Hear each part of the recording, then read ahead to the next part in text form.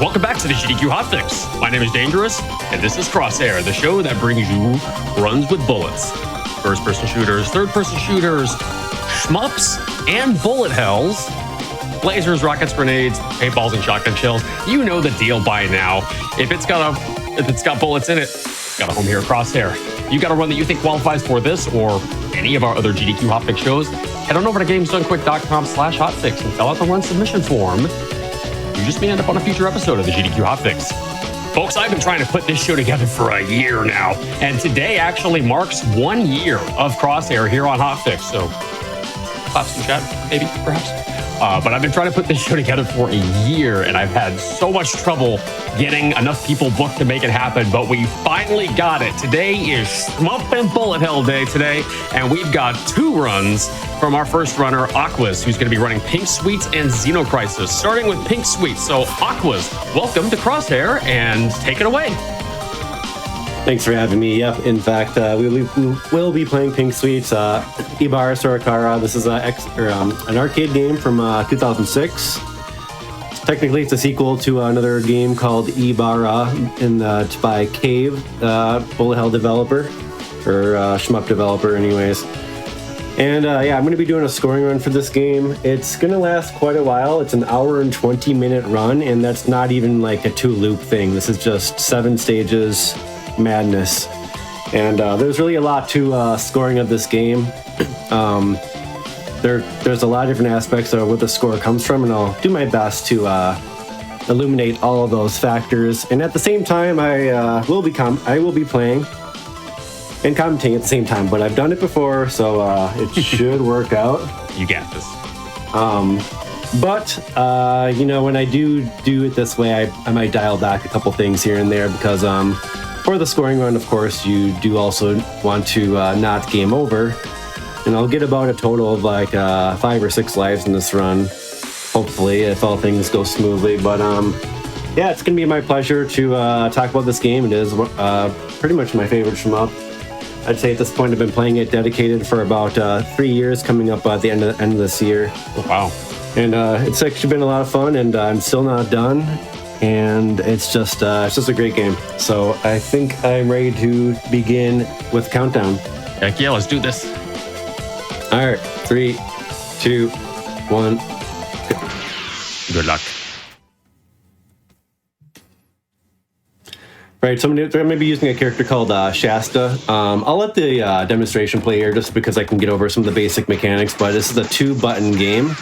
Button 1 is your shot button. And then if you're not firing your main weapon, you charge up a bomb, and it just shows the bomb there. This is a really massively powerful weapon. It's like any old shmup bomb. It does clear out bullets and all obstacles, and does decent damage as well. So you can use that as much as you want. That's dictated by a charge bar on the bottom of the screen by the characters, and then button 2 will be your rotate option or helper.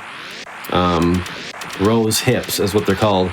So you can put them in a forward formation, wide, back, directional, or turn formation, and I'll be using that throughout the run to do things. And of course, and then also those rose hips do block bullets for me, but they don't block all bullets. So there's going to be like a regular type, like pink bullets and such, but then there will be bullets that are like they look more threatening, such as like swords and spike balls. Those will not be absorbable by the rose hip or your helper. Furthermore, like you can absorb and block bullets with a shield as your bomb charges up. So you'll see all this in action. Just very, very shortly here. All right, we're underway.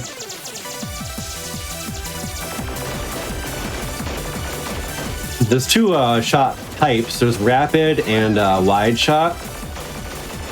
But I'm going to start off this run dropping 4 power-ups and then grabbing the 5th one. This allows me to get a special power-up, which is 1 power level above max. And that's going to be useful for scoring and taking things down. Okay, so we just grabbed our two first rose hips. And then, what else should I say here? So right now I just turned on an auto fire with my arcade stick for button 2, and I'm rapidly switching the erosive formation. This is causing the dynamic difficulty of the game to raise, and I'm going to be raising it for most of stage 1 here, because we want to raise up a certain amount because that influences the density of bullets, which is we're going to go into. That's going to play into like the scoring and stuff. Now I'm done with that, and now I'm going to focus on destroying these side turrets from this mid-boss. Our first mid-boss, this guy's name is Scrambled Egg. The body, the blue part kind of looks like an egg, I guess is where they got with that. And, you know, the game is called Pink Sweets because all the enemies are named after food and stuff. But on top of that, it's got a pretty good mixture of things. Toy robot bosses and enemies, like 1960s, like Japanese toy robot stuff, and then it has a dance soundtrack. And then the game's also accompanied by women who are dressed in slightly erotic clothing, so it's really got a lot of things that I like. Okay. It's only slightly. It's fashionable, but we'll see them in between the stages only. Okay, so the main thing that's going to be happening in a lot of the parts of the scoring in this game is I'm going to be trying to fight the mid bosses and bosses as much as possible. There's the first appearance of the bomb. So I killed that boss, and as it like runs away, it shoots out a whole bunch of bullets. So I bomb the boss, so it absorbs those bullets. We'll see the absorbing thing coming into play a lot more here. All right, so stage 1 boss. A theme throughout these bosses and mid-bosses is you'll see me dissecting the boss parts. So first I'm going to take out these 2 arms, and then that will be the end of phase 1. So I guess I did destroy that. I could have waited and a few more cycles to get some more score there, but it's fine. So we're going to go to phase 2 with those 2 arms broken. In phase 2, you want this middle turret that I'm shooting right now to pop out. A random chance, like a 50-50 chance if it's going to. You have 8 cycles to destroy it. I do want to destroy it, or otherwise final phase will begin automatically. But as soon as I destroy it, I can do some even more scoring here. So, and then I'm getting like kind of close to the enemies with these lasers. That's accumulating extra points. It's point blank. Like tick points, it's kind of hard to describe, but the more of my lasers that are over the boss, the more score I'll get by point blanking. Makes sense. Okay, so now we've entered the final phase, and this screen pattern is very dense now because I've destroyed all this stuff. And then I'm bombing like this pattern right here. You can see the score go up quite a bit when I get that pattern. Wow. So that's where a lot of the score comes from. Now I want to fight the boss, remember, as long as possible. So I've actually already got most of my damage, which is great. Okay, and then there, like I'm shooting to get rid of my shield, and then letting those bullets pass by me. When bullets get close to your ship, you also get graze score. So that's just when you're like getting close to bullets. You'll hear the character like whine about it. That's how you know the bullet's close, but also that you're getting extra score. So the boss is timing out right now, and it's using all of its attacks at once. And then we're gonna try to line up here to kill the boss with a shot. So even though if I'm hitting the boss with the bomb, if I'm also hitting it with my main laser weaponry, you do get 100,000 point shot kill bonus. So that was like 10% of my score. So those bonuses are good to get. So that was a good stage 1. We go to stage 2 now, and I'll be bombing these airborne targets. Some targets are worth more for bombing. Some targets are worth more for shooting. But these airborne enemies are 2,000 points each, so I've got it all like routed out here. Yeah. And then these boats as well are also 2,000 points each. And then you might have noticed like these little medals. I just picked up 2 of them for 7,000 points each. I'm building up the value of those medals by collecting all of them on the screen at a time. And ultimately, I'll bring that value up to 10,000 points and leave it there. If a medal falls off screen and it's the last one, that medal value will go back to 100 points. And I'll have to build it up. I'll have to build up the chain 20 or 19 times or whatever to bring it back. So that is a notable score loss that happens.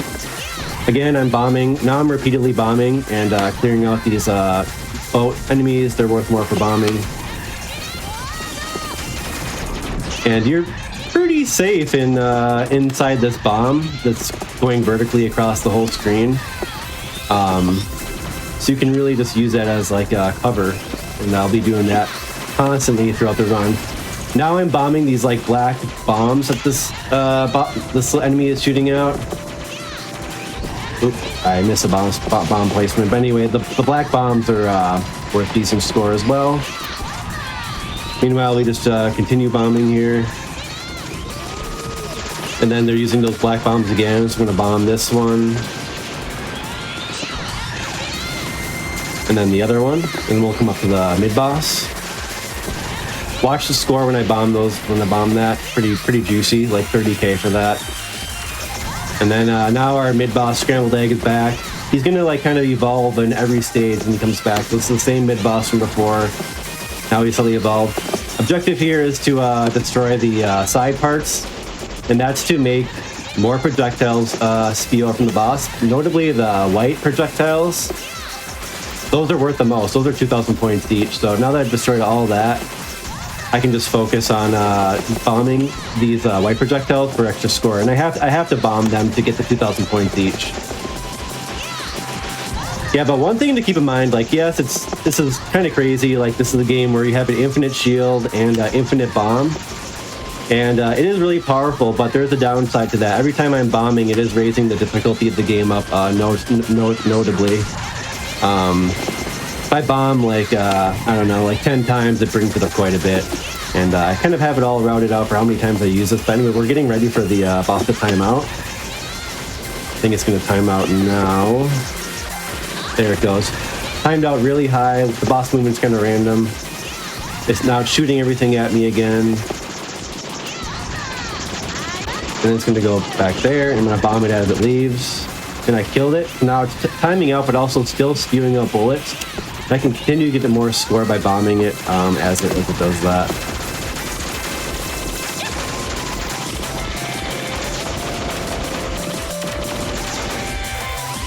Alright, so that was successful. And to another mid-boss. This guy is not Scrambled Egg, this is just some other random toy robot thing.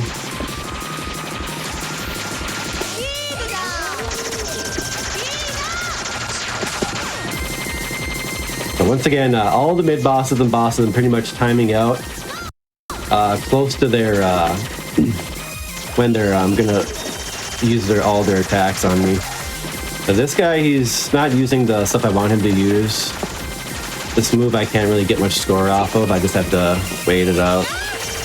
But I'm like shooting like the side of the boss. It's not actually damaging the boss, but it's getting score. That's what's called tick points in some shmups. Yeah, that's another place where score comes from.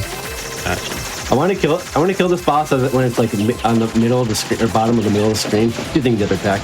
So I killed it now, and then we're gonna shoot down these parts for 10,000 points each, and then launch a series of bombs against these enemies, these 2,000 point rewarding enemies, as the stage ends now. Making sure to not grab wide shot. Again, there's two types of power-ups, wide and rapid. Wide shot allows you to like get these windshield wiper type laser weaponry, but I want to stick with rapid for most of the run, which is like the double giant beam. Okay, so we go to stage 2 boss. This is a fairly laid back first phase.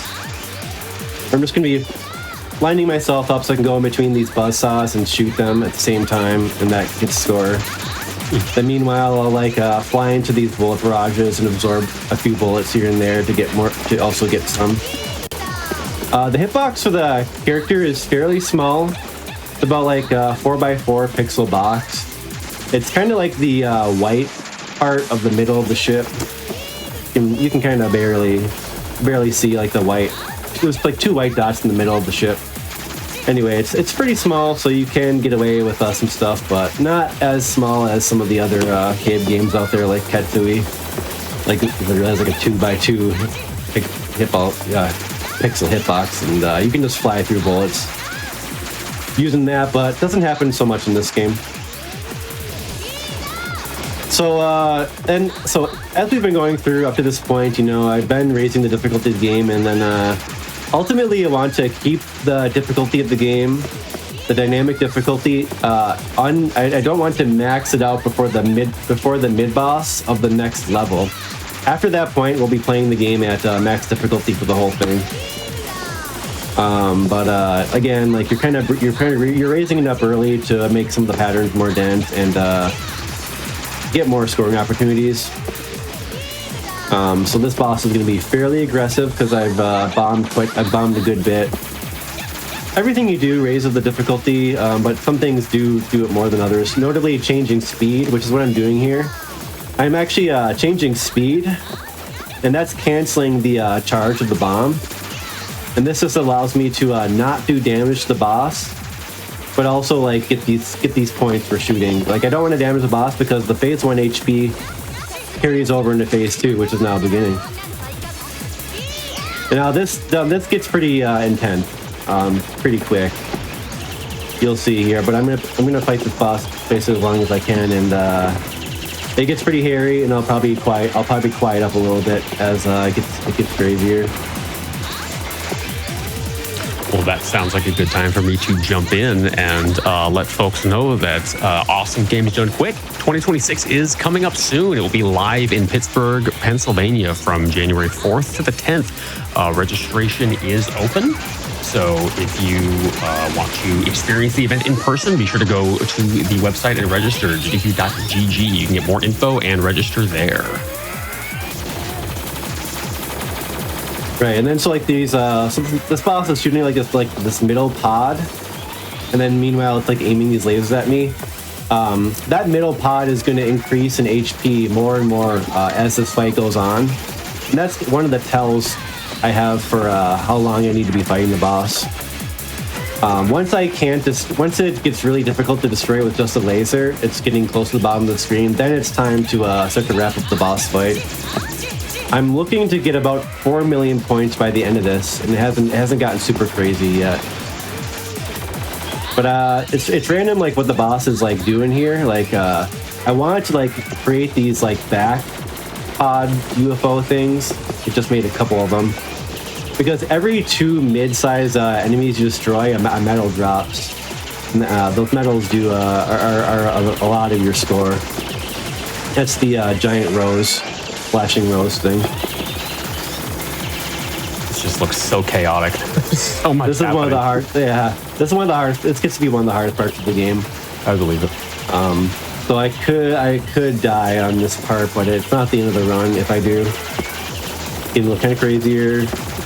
More of those UFOs in the back. As long as I'm shooting, I'm getting rid of those blue bullets. Those are destructible bullets. I can't. Okay, it's getting close to it. And this fight, I can't actually absorb those blue ones. All right, yeah. So we got close to 4. Pretty good. Nice. 3.97. So that was good. And I did get the shot kill as well, where you kill the boss with the main laser. You only get 10,000 points for killing it with the bomb. All right. So moving on to stage 3. In this stage, I can get some 1-up. The game has a weird 1-up system. After you destroy 2,500 destructible bullets or enemies, that will create a 1-up item to drop in place of one of the other items. So we're gonna see that during the mid-boss. Hopefully 2 of them during the mid-boss. And then this level has a secret 1-up as well. Right now I'm like hovering over these enemies just to like point blank them and get all my laser to like cover their hitboxes. Gives you more score for doing that. The thing about this game is it's all about knowing when to charge your shield to protect yourself and when you're able to shoot. A lot of the time I'll be playing defense and just building up that shield, blocking stuff, and then bombing. A But you can get yourself in big trouble if you kind of aren't respecting the current situation in terms of when you're shooting or not and whatnot. So yeah, we're coming up on that that hidden one up, like I mentioned. I have to destroy the right treads of this tank up here. I'll do that with a bomb, and then that'll allow the other tank coming up. This is it right here. That'll allow the other tank to run it over, and that create a one-up item, which I just collected, just a lipstick. So we got that one up. That one's secured. So with the forward formation rose hips, as well as my shield, I have almost full frontal projection or protection. Oh my god, the commentary is getting crazy. But anyway, like front rose hips and shield, that's really you're really pretty safe there. Right, so we're gonna come to the mid boss now. Rank is in a decent spot. I can tell because there's like a bar that shows me how full it is. I don't have it on stream though. Yeah, this part gets pretty tricky. I got to destroy like these side parts first. And then it's going to spew out a whole bunch of destructible bullets like this, so I have to constantly fire to stay alive here. And at the same time, I'm going to be... Oh, okay, yeah. I was going to charge a bomb there, but then decided not to. But it's okay. We're gonna get that next one-up spawn here. I think. Not yet. Hopefully from this turret, I'll have 2,500 stuff destroyed. There. Okay, there it is. So there's our one-up. And then meanwhile, like dodging these swords. So that's cycle 2 now. There's 4 cycles of this. So now we're actually gonna build up that one-up counter to 2,500 again. Hopefully, is the idea here. And hopefully stay protected by my shot as well. This is fairly safe still, even though I don't have rapid fire. Alright, so we're looking to wrap up this boss fight now. I'm just going to kill him early to stay safe, because optimizing the score is a bit advanced and tricky to do there. So anyway, he dies, the mid-boss dies, and we didn't get enough stuff destroyed, 2,500 bullets destroyed there. So the one-up didn't drop yet, but the one-up, it will drop. It will drop later.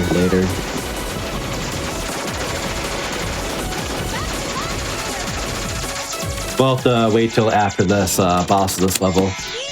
So yeah, that was a successful stage 3 there, and then stage 3 boss.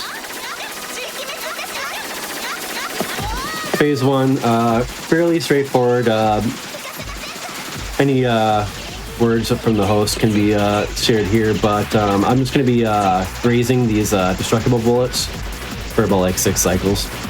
Absolutely. Yeah, folks, if you are not currently in the Discord and you want to get more involved with the GDQ community, you can join the official Games Done Quick Discord and add the hotfix role. We would love to have you add the hotfix role, because that is how you stay in the loop on upcoming events. You can chat with staff members like myself and more. Use !! Discord in Twitch chat for an invite link and to get more info about that.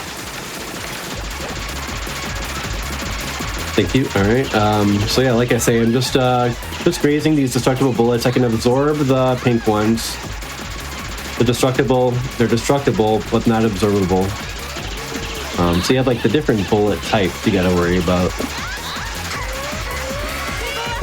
All right, that's the end of phase 1. Phase 2 is going to be characterized just for like doing this dance with the boss in between this in between the lasers, and I'll also maintain short distance from the boss to let my lasers go over like the front of the boss there. That's again, that's accumulating more score. If you see me like if you watch the score closely, you'll see when I'm like farther back, it won't be going up as fast, but when I get closer, it'll go up a bit faster. Oh yeah, you're right. Yeah, I see it. Yep. So that's just one thing I can do here that'll keep me busy for this section. Meanwhile, building up that counter for the one-up from the green destructible bullet spread there. I don't want to get super close, because the missiles that the boss is firing that I'm destroying, do have a little bit of durability because we are now max difficulty on the game, and it will remain that way. Only not when I take a death. The only way to lower the difficulty is taking a death. But you never want to do it on, well, there's only like rare circumstances where you want to do it on purpose in this game. But I won't be doing it on purpose at all. And so there's gonna be eight cycles of this, and then we'll start phase 3, which is the real difficult part. Well, the real, like the real battle, anyway. I would assume the only situations where you want to lower the difficulties, like in a different type of category. Well, so you can play like a really conservative game in this where you're not scoring, and that will keep the difficulty quite low. Okay. And that's much more suited for like a basic survival clear. Got it. But I'm going all out with scoring here, so I'm taking advantage of all the game systems. Right. Yeah. But it's interesting though because you can play it, approach it in different ways like that, and still gotta know like the boss patterns and stuff. But when the game is when there's max difficulty, some things that the game will do, you'll see a few spots in the run. It's near impossible to survive. Okay, so that's the end of phase 2. Phase 3 is going to be 16 cycles, and I want to know when the boss times out eventually. Oh, wow. I wanted to use this attack where it shoots these swords. That's the most lucrative attack. It's just random what attacks it uses. It shoots between 2 different attacks for this phase, and then a few different ones for when it shoots the swords or if it shoots something else. But it's either going to do the bombs or these like vertical things for that. So I think we're on cycle 3 already. And it's too difficult to know the HP of the boss because this lasts too long, and just the bombs are just going to be thrown where they are. But I generally know how not to over damage the boss. So I'm going to want to fight this boss until it times out, and that's going to be lucrative as well. Again, when the bosses time out, they fire all their weaponry at once.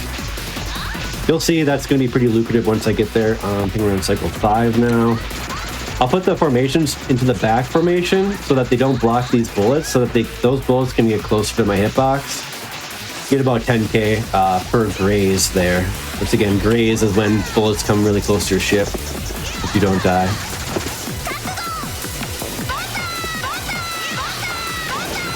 What can happen in this boss fight is look at that, it's less nifty. So I had back formation there. That allowed me to block that attack and then bomb and then go in that position. Oh, I forgot what I was going to say back there, but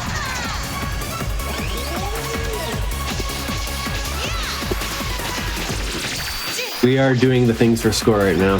Yep, so I'm using the swords quite a bit here. This is good. Looking for maybe like about 6.3 million after all this. Oh yeah, we're getting a lot of swords actually. I'm gonna back off of this one. I could bomb like these targets here, but they're not worth as much, and I don't want to over damage the boss because I do want to go all 16 cycles, which I've now skipped counting, so now I just gotta be a little more careful. Yeah, once I lose count, I just have to then be careful. This is a curse of commentating your own run. Yeah, I mean, that's always gonna be something I'm not gonna keep track of fully. But yeah, there is actually a lot of counting in this game like that. It's just one more thing you gotta do to optimize the game. Okay, so it's going up here. Oh, I remember what I was going to say. So the movement of the boss is random when it's using like those big green bombs that are going off. So you can get shut off from the bottom or the top of the screen, and I just got shut off from the bottom. But I can you can get a checkmate pattern. Okay, here's the boss timing out, by the way.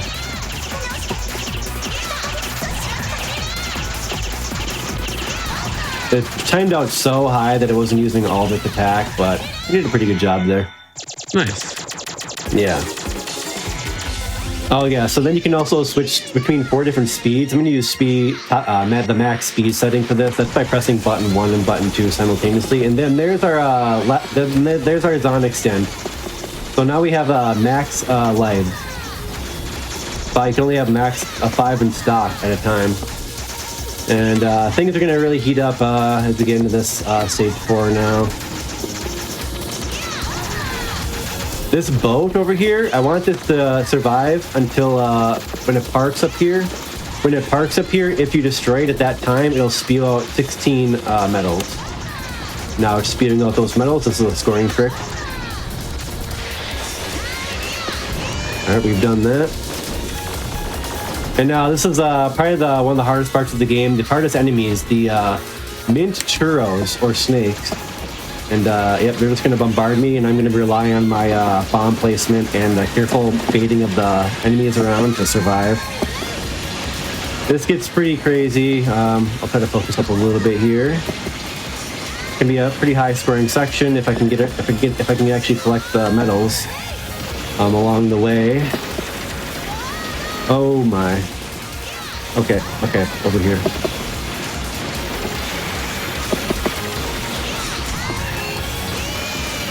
And then this will go straight into the mid boss of the level.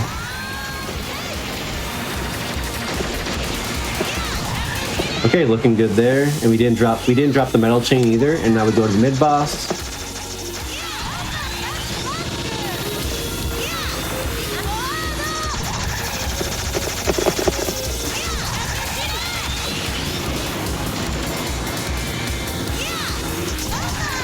Okay, that should be good. I'm being very careful about how I actually damage the boss here. I want to have all the damage accounted for because again I want to time out this mid boss. It's gonna be actually one of the biggest timeout score games in the game. This is cycle 2 here. Always just bombing these swords for score. Cycle 3, it's gonna be 5 cycles and then it will time out. I get next to the boss there so I can get some grays. You can get grays from just like being next to an enemy hitbox as well. Okay, I think that was our last cycle there. So now we're going to get ready for the boss to time out. It's doing that right now. And it's going to spit out an attack that just fills the whole screen. Holy cow. So this is where the score is. So I just killed the boss low. And now I'm absorbing all those bullets with my shield. Nice.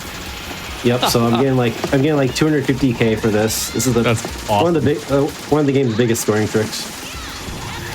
Yeah, but those mint churros from earlier. Now we're fighting their big brother, the strong mint churro. So this is a bigger. Now this is the bigger snake that has even more health than the one before. Usually I die here. Just a heads up. Oh. Yep. Well, but that's not going to happen today, of course. Yeah, well, it's going well so far.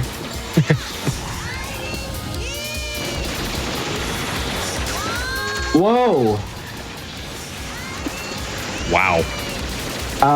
That was crazy. I've never... Okay, I'm probably gonna die still. Oop, there we go. So I dropped the metal chain, metal gas screen, and I died. Yeah, I mean, it's just difficult, but we should be able to recover here, more or less.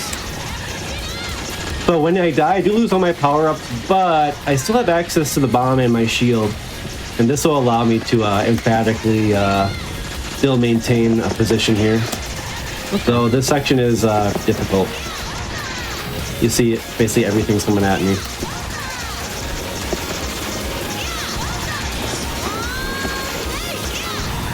I'm gonna kind of try to hide in the bomb and bait attacks out as much as I can. Okay, we're doing a decent job here. Now we can get powered. Now we can get our powers back.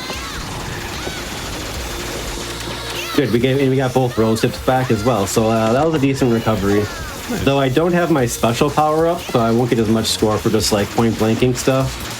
But we're gonna recollect that in the next level, ideally here. This mid boss, so this is like the King Churro. He's super long, and then he just moves wherever the heck he wants to, for the most part. This is actually a pretty dangerous mid-boss. Again, when you have a shield charge in the rose hips in the front formation, I'm protected very well in the front. So I just need to worry about like getting some hit from the behind or the side here, but usually not too much of an issue. But I do gotta watch how the boss moves, and I probably want to kill it sooner than later because look, I don't want to be on the top of the screen here. This is bad when this happens. We're just gonna make sure we get the kill. I think we got the kill. And then last stretch into the boss.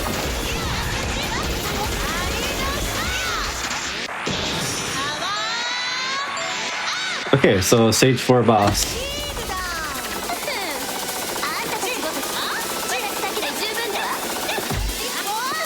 Phase 1, pretty laid back. I'm just gonna be like shooting this attack where they shoots like these little plane. She shoots these little planes at me.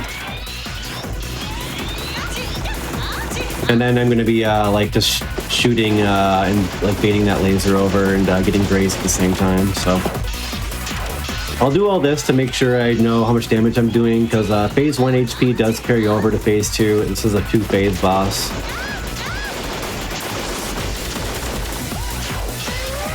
Things can be said if the host so chooses at this point for a moment.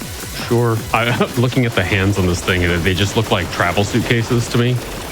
It looks like a spinning travel suitcase of some kind.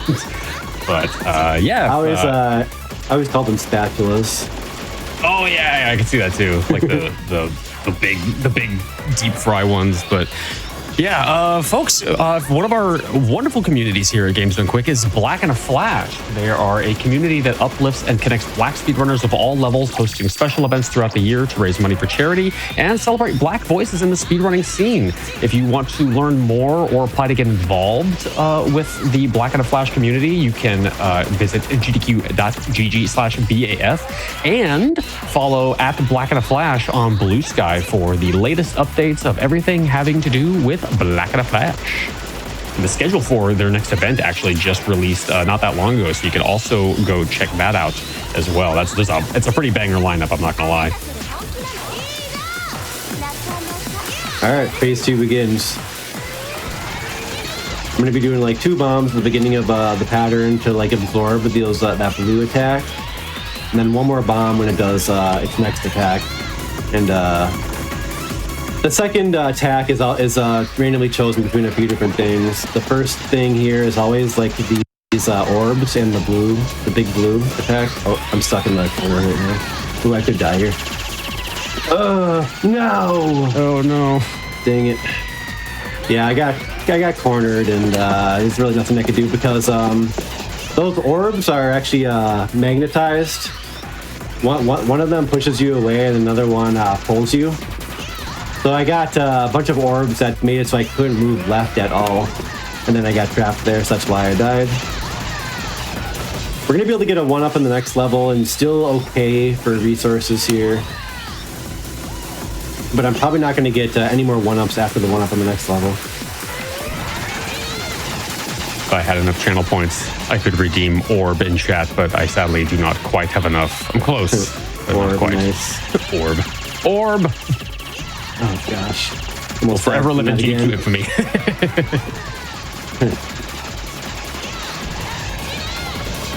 You can destroy the orbs here, and that does help a little bit in terms of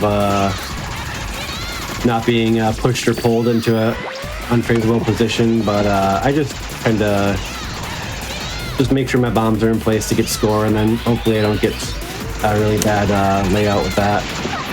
Yeah, so I ended up killing the boss early. I wanted to get a shot kill, but in the madness, the death, and then the explaining everything, I've forgotten to really try to get the shot kill, but it's okay. I'm gonna go back to, I'm gonna turn 1 speed down now.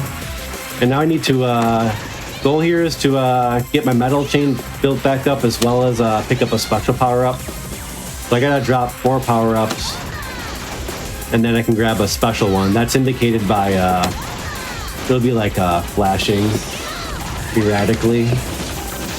I'll point it out when it happens if I can. But this stage gets pretty crazy. gonna have like these trains going on, and I'm gonna be doing a lot of bombing. It actually would be better if I had one power up here, but I'm thinking I'm committed to trying to get the special at this point. There it is. We got special back. We have one rose hip, so I still need my other rose hip, my helper option. There it is. A lot of stuff's gonna be shoot at me. I'm just gonna be kind of like using the bomb to get into a better position to bait like these attacks away from me, and then make my way over.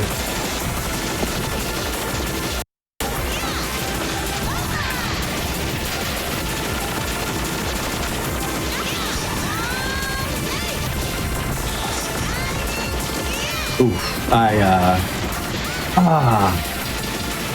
I just made 3 mistakes in a row. I dropped the metal chain, and I didn't destroy those red silos. Yeah, the secret one up in this level is tied to those red silos. You gotta destroy all of them. I somehow managed to not destroy it, and I died in the process, so everything went wrong there, unfortunately. But we will carry on regardless. We will make it happen no matter what. Yep. Can still clear off of these resources, but if I take one more death, it is not going to be good for clear chance. Ooh. Yeah, because you just need resources at the end of the game. It gets too crazy. This is still a problem here because I don't have my roll tips, and they're pretty useful for keeping you protected here, so I have to do some like weird movement to like dodge these bullets now. I think I'm okay though. Oh my goodness. Yes, the boss is timing out now. Hopefully it's gonna die with this bomb. Yeah, God, it's not dead. This is yep. I couldn't avoid death there. Oh. Because I didn't get the mid boss killed, and I didn't have the rose hips to protect me. Yeah. That mid boss is really tough without having your rose hips. This whole game looks. I would have died over a dozen times at this point. So. Oh yeah, I mean, this is kind of known as one of the hardest shmups ever made as well. So I believe it. There's also that going for it. It's mostly due to the scoring. Because you have to play at the game with the highest difficulty to actually like get all the score. But when you do that, it makes some near impossible situations, unfortunately. But it's all part of it, right? Okay, so the last 2 silos are here. Oh, I did destroy the silo. We got a 1-up back. All right, Let's I thought go. I missed that one back there. All right, here we go. We got a 1-up back. So. It was very dire before. Now it's like there's a small chance of 1cc. Now it's only slightly dire. Yeah, now we actually something could happen here. You got it. But no, I forgot to. Goodness. I forgot to switch speeds there. I was supposed to be max speed there, so yeah. Oops. Anyway, now it's like very unlikely I'll succeed, but it's okay. Miracles do happen occasionally, and by occasionally I mean like 2% of the runs. But I should be able to get to the part that's like an unavoidable death. Is basically the other in the next level, and you'll see. I'll probably game over around there. So anyway, stage 5 didn't go so hot, but we'll just start talking about stage 5 boss now, which has a lot going on. Phase 1 here uses these homing blue lasers, very annoying attack, and then it'll go to either this blue laser attack or this like spike ball. I want to use a spike ball attack because I want to destroy that. That'll make it so it'll use like an attack that I can get score off of. It's not using the spike ball yet. It's going to come out of the chest where that those 2 infinity symbols are. And there it is. And it kind of came out at not a very opportune moment. But that's alright. I killed it. GG. So destroying that spike ball allows a new attack to occur. But I want to still mitigate damage a little bit here because we do want to do phase 1 as long as possible. I'm not gonna damage the boss all the time. In fact, I do need to stop damaging it now so I can get a bit more score.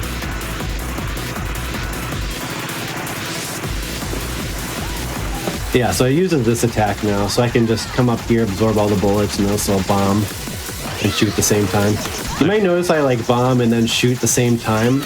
Well, the reason I'm doing that is the shooting at the same time gives some extra score, but it's not actually adding damage. The bomb supersedes all damage, all actual damage that can be dealt. And that's kind of the case for a few different things. Anyway, so we're going on to final phase now. This can be a little tricky. It's going to use some more attacks. And it's going to use a combination attacks. And I need to do a lot of damage.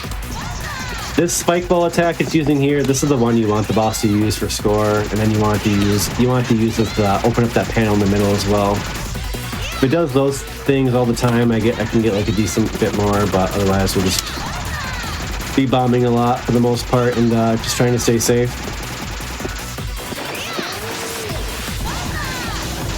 Now it's using like a kind of a semi-homing green attack. You always want to be, oh my god. That was almost a checkmate pattern. So the boss can pinch you there, and I'm surprised I didn't get pinched. It's really uncommon for that to happen, but it can happen. The only way to avoid it is to have a bomb ready, but I did not have a bomb ready there, so I'm glad I didn't die again. Because we do have a small miracle remaining to continue this run. But if I die again, it's literally impossible. Oh no. Yeah. You just can't do it on with one life in stock. Usually here you want to have like at least like 4 or 5 lives in stock so you can try to finish out the game. But it's okay. I'll just try my best to keep it going as long as I can. It's a showcase, so you can always just showcase other stuff if anything. I mean, I expected this because this is just how things go with this game. Tough game.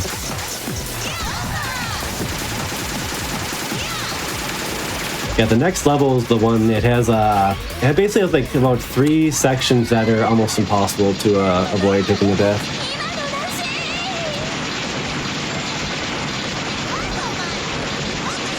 Okay, so we are going to go to stage 6, second to last level. This is going to be a 20-minute level.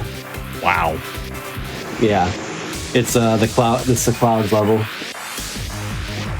I was gonna say, you've gone through 5 of the levels already, and then there's still like half the run left. I'm like, why is all the time like? And then 20-minute level. I'm like, oh, okay, that explains it. Yeah, it's goofy. Well, one of the reasons is kind of is that this game has this level as a selectable mode, as a score attack mode. So you can actually just play this level as a score attack as a mode, but it is a level of the main game as well. It's gonna be a lot of like formations. They're just always gonna come out in the same spot. Right now, I want to I want to just build my metal chain up, and at the same time, I want to drop like 4 or 5 power-ups, 4 power-ups, and then grab the 5th one, so I can get that special power-up back. And then we'll be set with our powers for the rest of the level. We dropped about 3 of them now, maybe 4, maybe the next one after this wide shot. Yeah, there it is. Ooh, nice. Yep.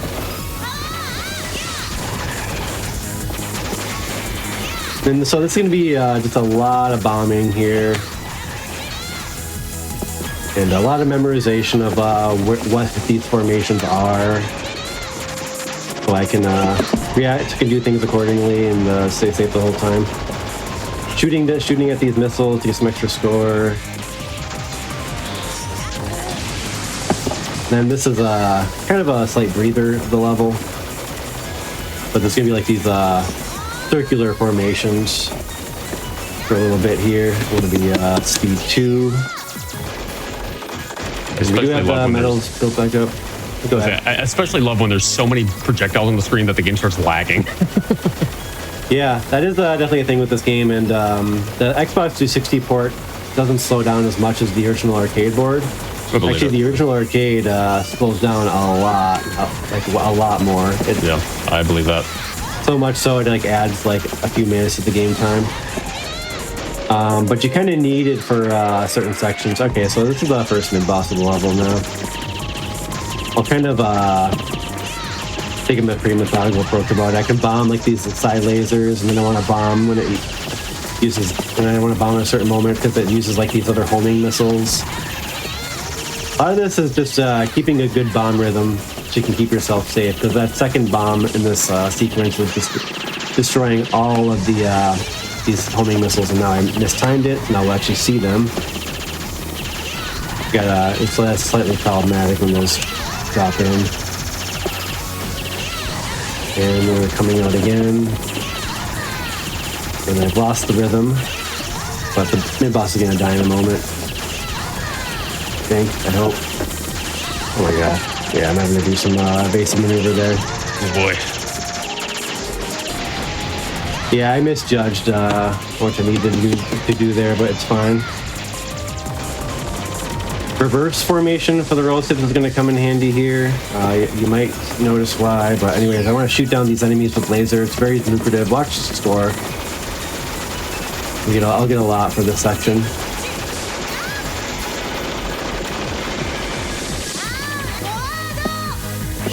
Oops, I wanted to actually have that as a bomb. I wasn't supposed to use the bomb there, so I killed that formation early, which caused the next formation to come early. Yeah, oops. And got bombarded by pomegranate seeds. Bombing these enemies is quite lucrative as well. So let's do that for that part.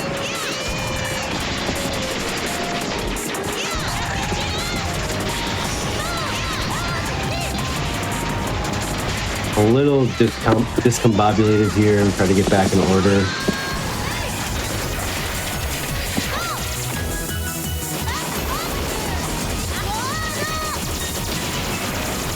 Wanted to get well, since I died I lost special, so I do have to reclaim special here. I'll be able to do that here.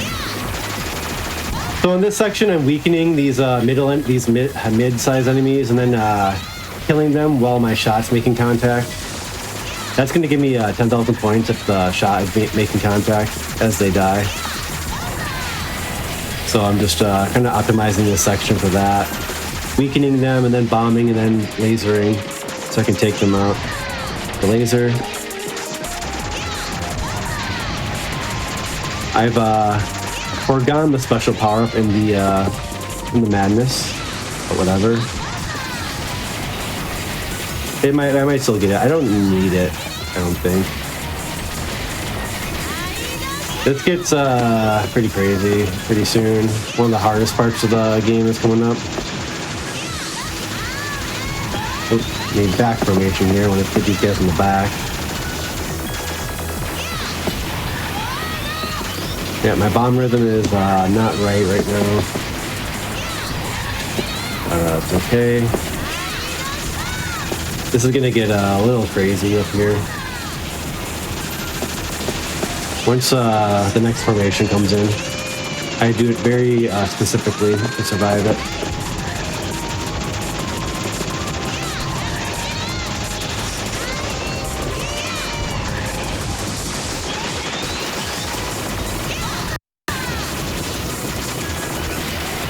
Okay, so that's how you survive that.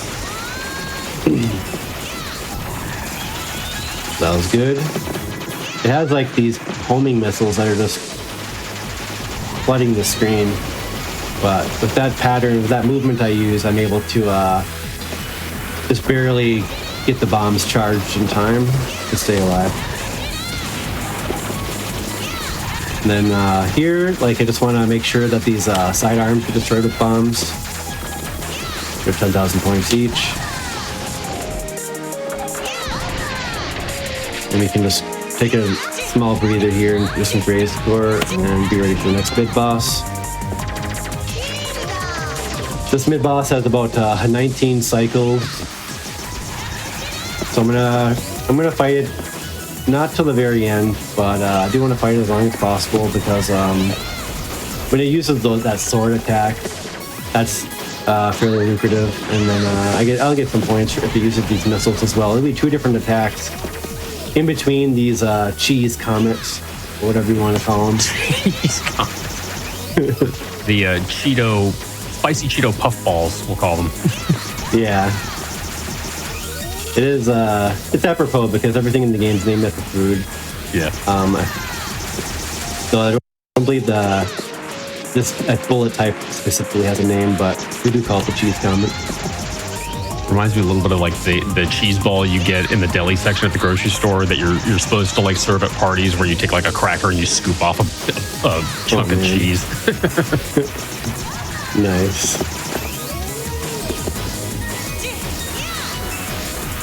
One thing I'm watching out for here is probably there's a theme here.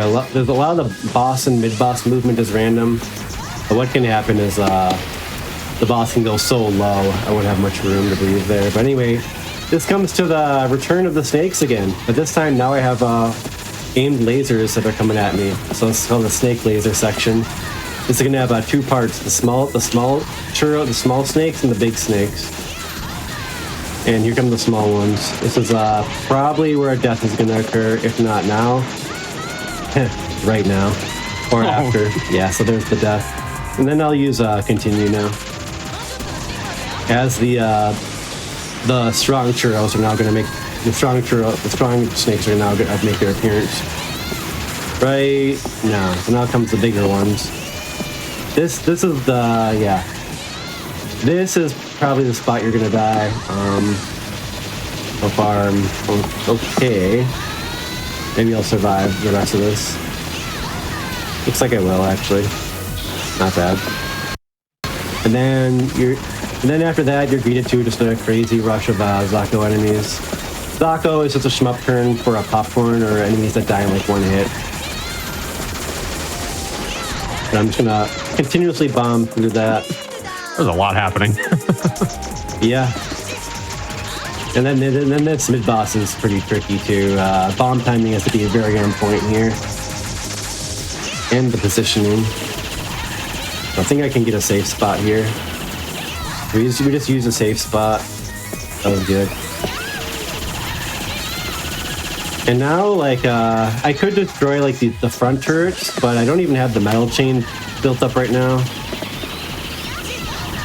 So now for score, I'm going to be focusing on just bombing these side parts, and then just making sure my second bomb comes out before I get hit by the destructible bullets in this pattern. This pattern has destructible bullets as well as the regular absorbable bullets. So I'm just going to be so I can destroy these side parts completely, and that's what I'm going to be aiming to do here. Ultimately, there's a death. I was slightly out of position. Ultimately, the boss will time out. But yeah, this is just a very tricky section because the bomb timing is can be really tight, especially when the boss moves low. You have less time to get that second bomb off.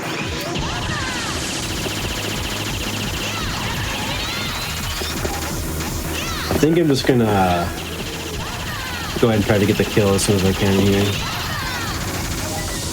Since the run is washed score-wise, I don't need to do this all.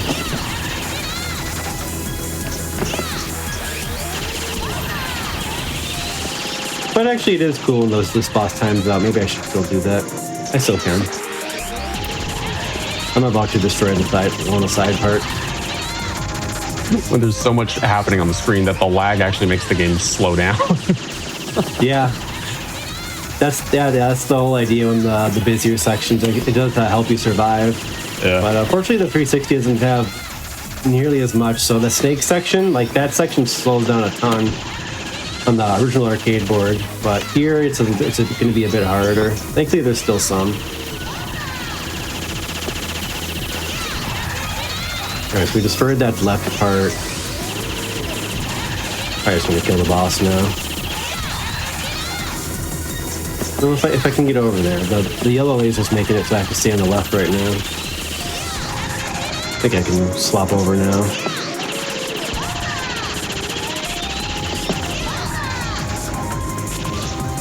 So yeah, this is a 3-minute mid-boss timer. Or no, it's not 3. Yeah, 3 minutes. 3 minutes. That's why this is lasting so long. It's one of the longer timeouts. But anyway, I'll let the boss time out here.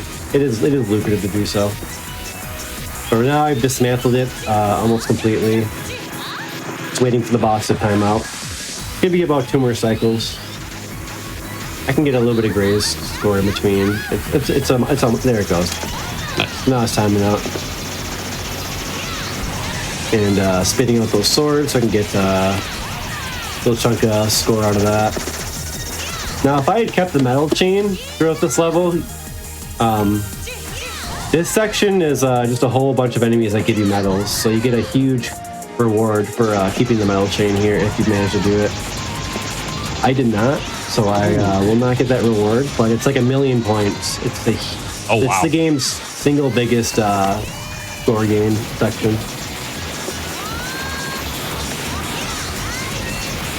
Let's do like a little trick there where I bomb and then I go to the center. It looks pretty flashy. So this section is like where you will be forced to die if the rank is maxed out. I do believe I have it. I got it maxed out again. Even though when you take a game over, it goes down a little bit. It's maxed out again, so I will likely die here. Yeah, there's the death. I'm planning to die there. I'm actually planning to die there. Okay. Yeah, so I use the iframes, and then this actually ends, and then this section's a little tough. The final FU is this part right here. Oh my god! Yep, so you gotta just time the bomb perfectly, and then move in a certain spot so you don't die there. That part is a little safer when the rank isn't maxed out, because the max rank gives the enemies a notable health buff. So thankfully I didn't die to that, so we will stay on the second credit for this run. And we are clearly now on the pink candy corn section. Yeah, so stage 6 boss. This one's a doozy. This is probably the game's coolest boss. Well, it's one of the very fun ones. It lasts quite a while. Here I'm getting up close, and my laser is slightly piercing, so I'm able to take out those destructible bullets before they get to me. And then I'm just bombing once to. Again, a big thing about scoring this game is damage control, so I just know how much damage I'm doing all the time here. This is going to be useful because I want this boss to ultimately time out for about a 250k score bonus. That's going to be probably like 4 minutes from now. This boss lasts for quite a while. A lot going on with this boss. Phase 1, fairly straightforward. I'm going to want to try to destroy this outer ring with the shot. I have it set up so I can do that while I'm bombing. I think it's in me right here. Yep, so there it goes. So you get 50k for that destruction with the shot. And then it's going to use like this weird lightning attack. I'm going to just get out of the way of that.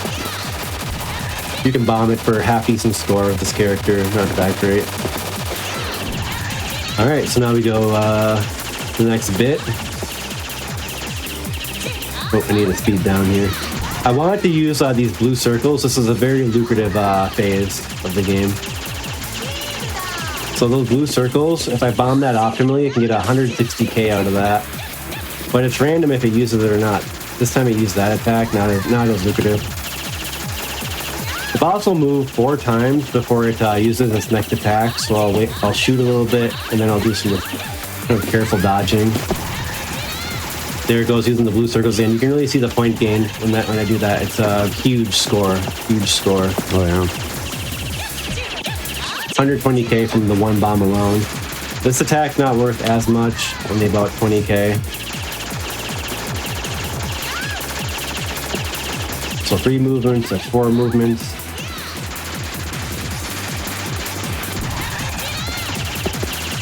I throw the bomb to the side because I don't want that bomb dealing damage.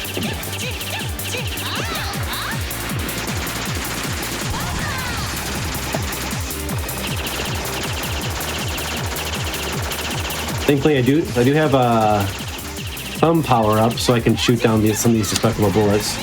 Big score again with the blue circles.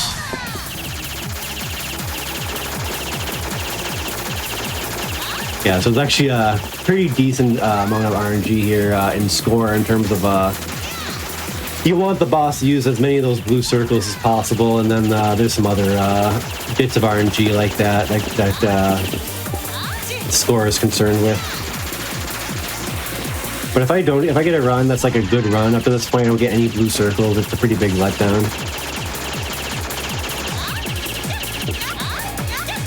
But we're actually getting a lot here, even though it doesn't matter in this run because I've already continued. But that's always how it goes. You always get the best RNG on a crap run, right? Of course.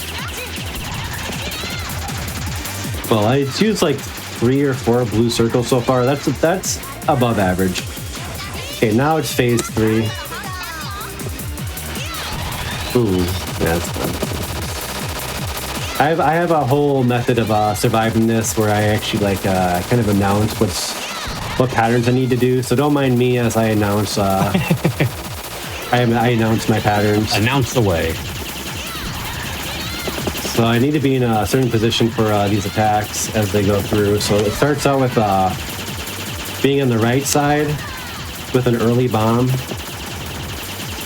So that's right early. And then we go to right side delay bomb. So I'm just making a note here of when I need to bomb for the destructible bullet, and then where I need to be afterwards. So now I'm on the right. Meanwhile, I can bomb the sides for extra bits of score. And now I'm going to be going to the left. Now it's going to be normal bomb timing into left position. Actually, yeah. So that's normal bomb timing into left. And I'm going to be on the left.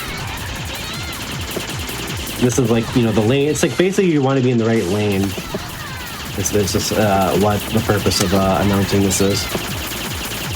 Now I'll be doing lane switches, so I need to and an early bomb. So now early to get rid of that attack, and then lane switches. So I'm gonna be over on the right one lane like this, and that's where I need to be. Not just to the right, but lane switch to the right. Then we go to now delay, lane switch left.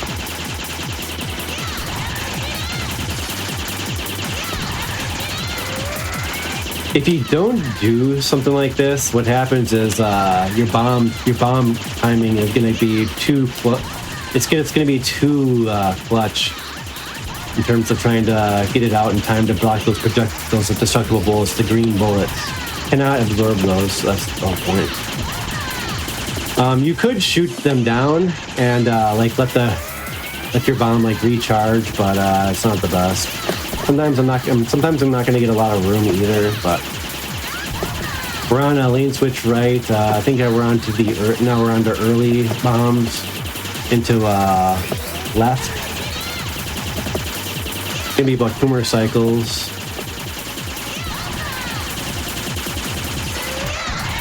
Yep, so left, then into early bomb, an early bomb rather, into right. Oh, we didn't get the timeout. Damn. That's all right. So the boss would have timed out something up there, and then I would bomb it twice, and then it would kind of let it go by me. It's pretty cool when it happens, but we won't get that in. Anyway, final level, finally. Woo, let's go. And still hanging on to our second credit here. We might be able to see it through. Shooting these doors is lucrative for some reason. I like to use the turn formation here because these choppers can sometimes fly behind you, but I'm basically going to be bombing non-stop for the rest of the game. But yeah, this is like Lego. Basically like a Lego type of level. I like it. See me move up into the bomb and then pull back. That's to bait the bullets to the top so that when I come back, I have a safe area to retreat into. We just fully built the metal chain back. Also need to speed down. I don't want to be max speed there. This part gets pretty busy here. Oh, I'm actually in trouble. Oh, some good maneuvers allowed me to survive. Wow, that chopper flew all the way down into me. They usually don't fly like right at you, but sometimes they do. I had one coming right at me, so I had to move out of the way. Yeah, so that was successful. That's kind of a tricky section because yeah, when you pop those enemies, they just spew bullets everywhere. Okay, here we're coming up on a section where I can get 2 1-ups back. This would be great if I could get both. Similar strategy as before with the secret 1-up. It's like these tanks that like roll over each other. See if I can get them both.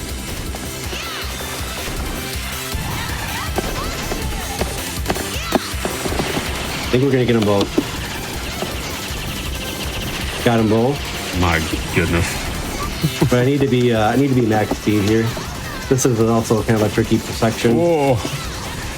A lot of these homing attacks are rough to deal with. Just need to be max speed so I can get out of the way and power in my bombshell, if you will.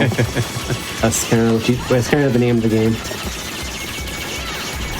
And then the last minute, so scrambled egg, last form of scrambled egg, is the worst one that's coming up right now. It is probably the craziest thing in the game. It can just random you out and checkmate you. I'll try my best here. You'll see how it works as I do it. I just want to make sure I have a good bomb rhythm and I can kill these buzzsaws all the time.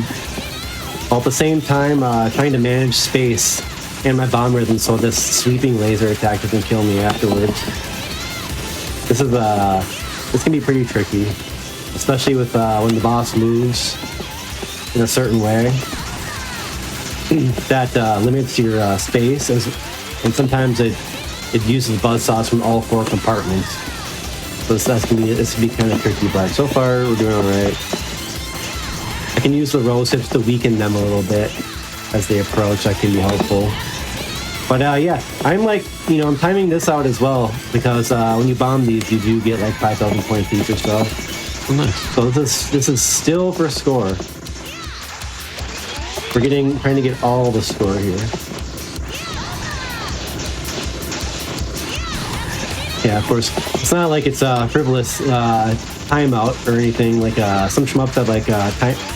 They have they call it like milking for like milking bosses with score and stuff. But the nice thing in this game is usually when you're doing this, it's pretty difficult to do and stay alive. So sometimes it's like brain dead type stuff. But here, we're really going up against the fences, trying to get all the score as possible. So far, it's been pretty nice with the patterns, but as soon as I say that, it's going to give me like a checkmate pattern. You know how this goes. Okay, so I'm getting kind of yeah. So I was supposed to like switch to the left side there. I kind of ran out of room. I should have switched over. I was a little negligent there. I'd say that death was on me. That was not. I wouldn't say that was a checkmate pattern. Without the rose hips, it can still function pretty decently here. Oh, I'm already pretty happy with how this run has went. Yeah, it's been very impressive. Uh-oh. Oh, look how close I got. Oh my god. Yeah, you got that's what I'm talking about. Like that's the crap that can happen here. Yeah. And there's really nothing you can do sometimes. Checkmate pattern. Except have lives. That's what you can do. So usually like on a run I'll die like maybe one time to 3 times here. If I'm lucky I won't have any death. You're gonna say something? Oh, I was gonna say there's a question in chat about the control scheme you're using because I know you're playing on an Xbox 360, but there was just curiosity if you were using like an Xbox controller or if you were using a stick or something else. Yeah, this is I'm using an Xbox 360 fight stick. Yeah. Nice. You probably hear the buttons and such. Yeah, awesome. I was gonna ask about it, but then chat was curious. I was like, all right, I can ask. Almost as good to have controller cam instead of face cam, but face cam's better for this. I agree. Yeah. Okay, so that's finally stage 7 mid boss down. Scrambled egg is dead. He went timeout off screen. He did explode. There was a little explosion sound. And then the final boss is Big Burn. He's the leader of the pack. We just destroyed all of his maid robot women, the previous bosses, except for the stage 6 boss was his son. Now we fight the big guy. His name's Big Burn. This is a really long fight. It's a lot of it has 3 phases. Phase 1 gonna be pretty laid back. You could say some things horse related.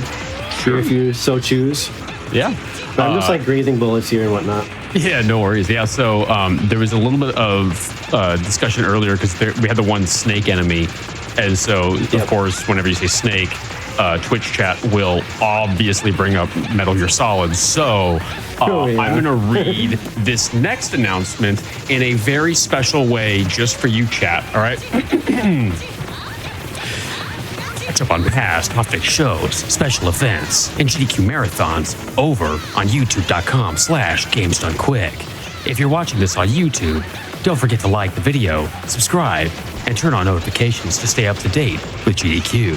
And if you're watching over on YouTube, come follow us over at twitch.tv/GamesDoneQuick. Snake! And you can also go see all the past episodes of Crosshair over the last year, because today's episode is episode 25, and there's a playlist of all of the Hotfix shows. And we did have a Metal Gear Solid episode previously that had Peace Walker in it. So just saying, if you want to go see previous Crosshair episodes, or really any of our Hotfix shows, they're all over there on our YouTube. We're still on phase 1 here. I want the boss to use like this little rocket, this like punch move with the blue. That's the lucrative attack. And then meanwhile, I just like try to get as close as I can to these lasers to get some graze. Like optimal graze position is pretty close, so you know, you got to be pretty careful with that. Graze the purple bullets. And again, I'm trying to count damage here. We're going on phase 2. It's going to use 2 weapon. It's going to use combination attacks now. Sometimes it'll use a combination attack. Didn't there. Phase 2 is combination attack time. No combo yet again. Want to get about we're gonna get a lot of bombs here. This can get pretty tricky. That was a little dicey there. Generally, I'll just start my bomb rhythm out at the beginning of the cycle. That allows me to always have the 2 bombs ready at the right time to survive the ensuing attacks, generally. And yes, the boss can move low enough that you get punched by that arm. It's uncommon, but it's happened to me a few times, and always very, very painful when it does. Boss just lightly bonks you on the head. There's some things with this game with the randomness that you have to die to everything once, right? Ooh, that was close. Like that randomness right there at the boss. Cool. I mean, yeah. I didn't know the boss was gonna move in the corner like that, so I got most of my space cut off.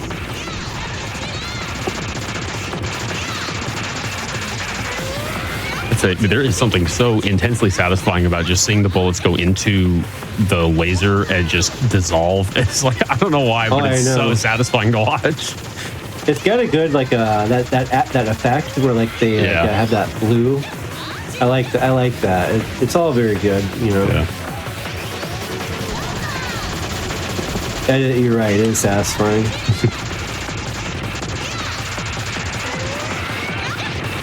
So phase 2 is like I think 16 cycles. We're maybe halfway through now. So phase 2 can be destroyed completely, and it can be timed out. So I'm trying to time out phase 2 here, and then when it times out, I can get a shock kill for 50,000. Or actually no, this. Whoa. I got caught on the wrong side. Oh no. But yeah, I want to hopefully get a shock kill. This one's actually worth 100k if you can get this one. Oh wow. I guess it's a final boss special bonus type of deal. Normally, any like phase destruction or like mid-boss destructions are always 50k, and then complete boss destruction is always 100. But we are fighting the final boss. I guess they give you 100k for the middle body here. I'm probably short on bombs. Let's see. Oh god, that was close as well. See, I actually almost got punched there, and I broke off. I just broke the second phase, so we won't be timing that out or getting the shot kill. Here we go to phase 3. Now it's really going to heat up. The worst attack is the homing blue lasers. Everything else is like fairly manageable with repeated bombing. The music's going to change, and it's going to detach from the body, and it's going to be madness. Again, I'm going to be wanting to try to fight this boss to the very end, because it has a special final desperation attack, which is quite lucrative, and then it will finally, Big Burn is his name, he'll finally give up afterwards, but he's probably going to die before then, but right now he's giving me some attacks I don't need to bomb for. So we might, maybe we'll see the final bit. Gonna use about 8 different attacks here. That one you need to like fly around them. Got to react to the attacks pretty quickly. Okay, this is the homing blue. This is the worst. You're kind of hoping that the boss moves like into your bomb. Oh. I had an opportunity to like pass on the top, but I didn't take it, and then the boss cut. And then it got cut off. All right, third credit. Got about 4 million out of that one. Oh, throat's getting kind of dry from all the commenting. All right, I've got a pocket full of quarters if you need them. So. Yeah, thank you.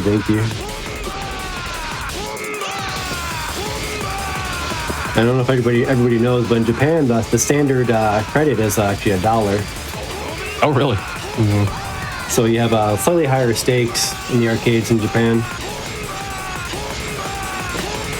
But of course, some arcades will have like cheaper prices. But yeah, 100 yen is the standard. That kind of explains why some American version arcade games are easier or harder. That makes sense, yeah. So this is the rainbow attack. This is the one you want for score. Yeah, you want to get as many of these attacks as possible. If I stay centered, generally the shield will protect me. Can't beat me, but ideally I actually want to like follow the boss and absorb with my shield. That's the ultimate way to get score there. Because again, I want to mitigate damage as much as possible to get to the final phase.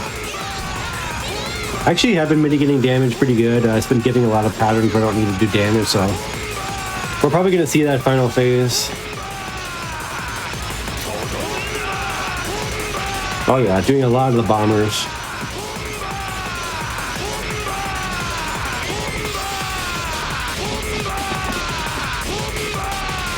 Alright. And now choosing these ones from the stage 3 boss. This can be annoying because these will linger into the next phase.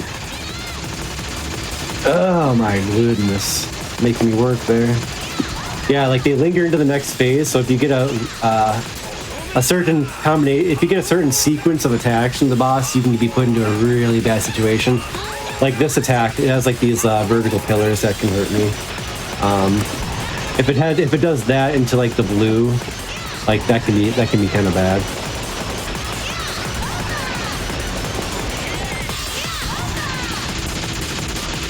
Okay, so probably got like, I don't know, 4 or 5 more cycles here. Oh, here's the timeout. Okay, check it out.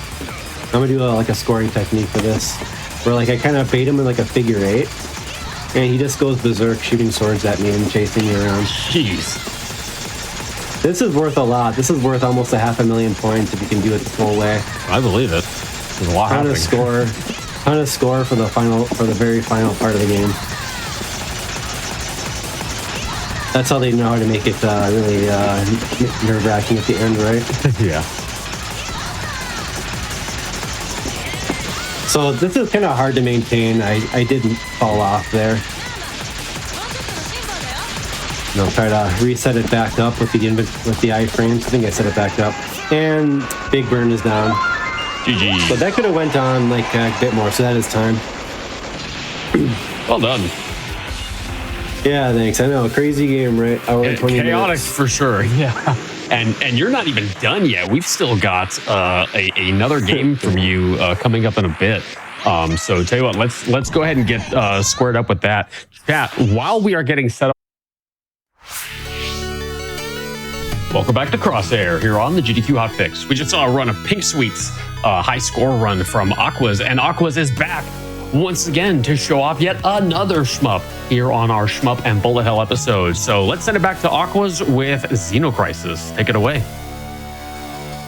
Thanks a lot for having me for another one here. And yeah, XenoCrisis, this is kind of a tribute to the arena shooter. It's by Bitmap Bureau. They did Final Vendetta, like a beat-em-up game based off an old arcade game called The Vendetta, and then they did XenoCrisis, and now they're working on the new Terminator 2 side-scroller game. Take a look at it. It looks pretty nice. It's coming out pretty soon, but yeah, I really love this game, XenoCrisis. It is quite intense. I think it's really well done. They got sweet pixel art from like a old Amiga art pixel artist from back in the day. Forget his name, but like, yeah, they really like to tote that guy. But this is a sweet game. I'm going to be doing a good ending run on the PS4 version. So one interesting thing about this game is Bitmap Bureau has ported it to like almost everything. It's on Genesis, Dreamcast, Neo Geo CD, Game Boy Advance, Super Nintendo, and some other ones. But Genesis is the original version. That's the classic tuning, but then there's the modern tuning. That's all the PS4, Switch, Xbox. So there's two different versions in the game. I'll be doing the modern version on my PS4 here, and this is the harder version. For various reasons, there's some gameplay tweaks and such. But the main thing is that the game just throws like a lot of crap at you in the modern version compared to the classic. But anyway, we'll get into it. It's a lot more self-explanatory than Pink Sweets, which my head is still kind of spinning from. But it's okay. We'll go into this. And one thing of note, this is going to be the good ending for this. You do need to beat it 1 credit clear. I'm not 100% consistent at it, but if I fail it, that just means I won't fight the final boss. But I think I've been playing pretty decent lately. We'll see how it goes. One other thing of note is that when I'm going to be doing this speedrun here, the game has like thousands and thousands of different seeds for how the room layouts are. So wow.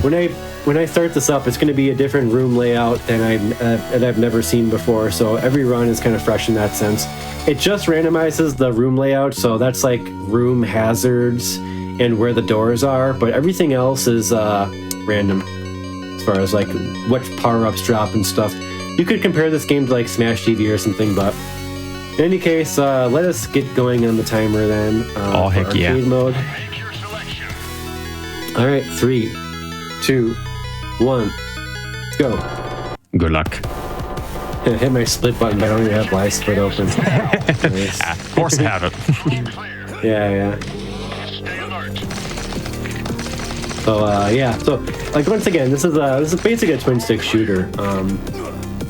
You'll have enemies like coming out of the doors, and sometimes the enemies will just like spawn out of the ground. You do gotta kill all the enemies, and then you'll notice that like the enemies like drop like these little dog tags. Yeah, that's gonna be your currency for buying upgrades from the shop. And I do need to get like a certain minimum amount of them. I'm already doing pretty good on dog tags. I did 1 extra room there. Just to make sure I got enough for this marathon run. But there is actually still a chance that I wouldn't get enough. Even if I did that 1 extra room, because the way they disperse like the dog tags is kind of weird. But we've already gotten enough, I think.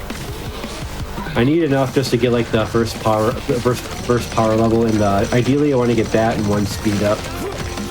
So we'll take a quick peek at the shop screen. I'll show it a little bit when I get to it and explain it. But then after that, I'll probably just do it as fast as I can. And we go to the save room mouse. So yeah, like Smash TV, you have like random like weapon drop,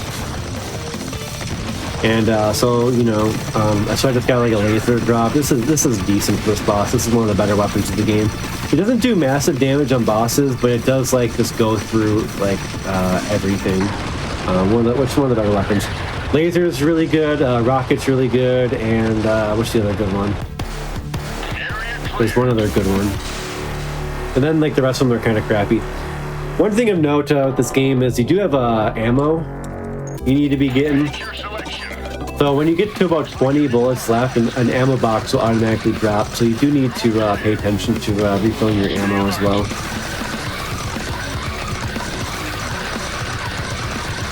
So there's like the ammo, and then furthermore, like even if you're out of ammo, you can still do a melee attack. So the game has a melee attack.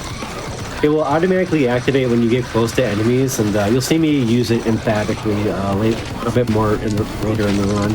But I'll use it occasionally, probably in this level. You have a invincible roll in this game, and then you can roll into like these enemies, these red tentacle guys. You can roll into them to instant kill them, so I'm going to be doing that. It's pretty good. If a grenade drops, I'll try to use like my current grenade, because then I can just get back to max stock. So that's what I did there. You stay on 3. A lot of times I want to save the grenades for the bosses, because they're going to do like a little bit more damage there. Speedrun stuff, right? Then as far as like killing certain, like you usually like some enemies will stop the spawn of I'm trying to describe this. Clement enemy types will make it so new enemies won't come in. Other enemy types, you don't need to kill them right away to get like more spawns coming in. But like those like little tentacle guys, those guys I do want to kill them immediately. So it's kind of good that they're like kind of all bunching up like that. We're using a BFG here. This weapon's not bad. You do have like a little bit of recoil on it, and you have to aim it. It's kind of tricky, but it is actually pretty good. I will often use it. And then you can ditch your currently equipped weapon as well. Alright, so that was a pretty smooth level for the most part.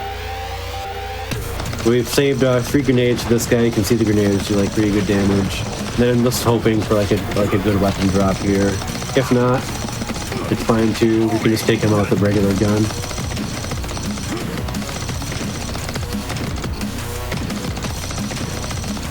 But we got actually a lot of tags in this last level.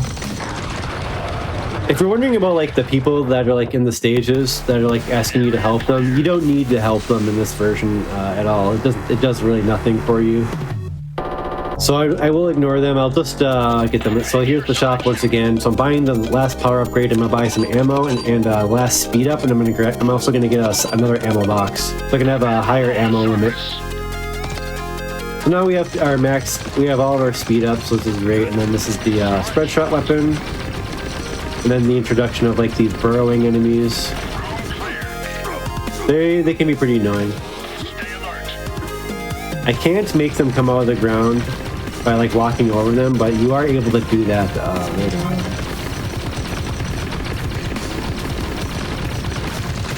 So ideally, I want to get them all killed before the last one spawned. That'll be an optimal room, so that room was optimal. You don't want them like lingering around.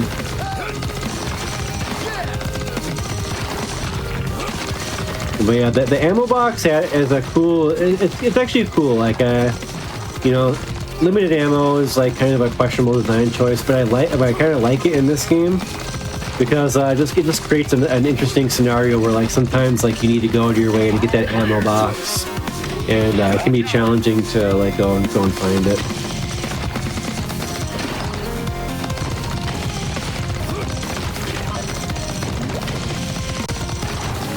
Alright, so I'm going to be using the melee a bit here. On these like larger these other enemies. So anything you can melee in the game is killed with one hit of the melee. So like these bats, they actually have a lot of health, but I'm just gonna like shoot them to like freeze them in place, and then run up and melee them. So this is really good to do, really effective. And if they drop down right next to me, even better, because then I can make use of my melee properly. In this level, there's no boss, so I am allowed to use my grenade to help me survive. I'll just like we'll throw one out there, since I just had one up here on screen.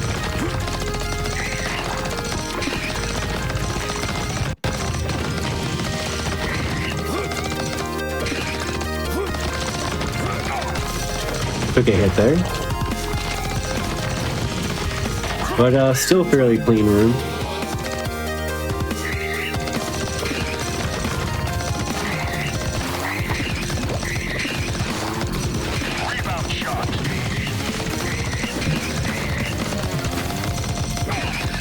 I think we got one more room after this. The orange enemies, I call those gassers. Anyways, they shoot like a homing attack that leaves gas that if you run into it, you take damage. In the later levels, after I kill them, they'll leave their own gas cloud, but in this one they do not. This is the final room. I only have 2 health, so I gotta be a little careful. You never want to be on 1 health in this game, because what can happen is an enemy will spawn like underneath you. And yes, you can react to it, but a lot of time you don't react in time. Or if like you're busy like trying to collect an ammo or like going towards a health or something, or like you're busy like trying to do some other action, it can be very easy to run into one of them. I call that getting XenoCrisis, because yeah, it just happened. It just happens, and there's really the best thing you can do to avoid it is to have at least one extra health, not be on your last health. If I'm on my last health, I gotta play like really conservative. I can't play my same game anymore. Okay, so I like to get 1 health and 2 grenades here. Grenades to the boss. 1 health for this level, because this level's kind of tricky. Now, like, there's these red guys that leave behind these like blood pools. The blood pools do damage you when you run into them. So you gotta watch that. I'm gonna use the BFG because I really want to use it on like these purple head enemies with the teeth. Oops, I went to the wrong room. I need to go to the other room to get like the orbs of this level. It's like this level's key card, so it's okay. It'll be a very small detour here. And I won't have to do this room when I come back. Come left instead. And then we got a shotgun. This is like the speedrun weapon. The shotgun does massive damage basically to everything, and particularly bosses, it melts away their HP. So I call it the speedrun weapon. Ultimately, for like the amazing run of this game, you get the shotgun to drop on all the bosses, or a rocket. Rocket's also really good. There's also Vulcan that does a lot of damage too. It's like a minigun. But you'd get the shotgun on like all the bosses, then also you'd have like a clean run. But you can't count on it. You just need to do attempts. Do want to kill those like guys with the head, the purple guys with the head, teeth. Do want to kill them quickly, because they do limit spawns of other enemies. So they're annoying because like whenever you hit them once, they kind of like pop around, but it's whatever. And then you have like the exploding enemies. The exploding enemies, yeah, they explode and deal like splash damage. This can be used to your aid, and you can also like detonate the exploders by walking close to them and purposely like try to use the explosion against the enemies. Sometimes I'll do that, but it is a little risky because you gotta be pretty tight on the movement. This is going fairly smoothly here. Once you shoot the guys with the blue guys with the head, the teeth, I don't actually have a name for them. They'll come at you like quickly, so you can like just shoot them once, then ignore them, and then like melee them like I did right there. And that's a pretty like consistent way to deal with it.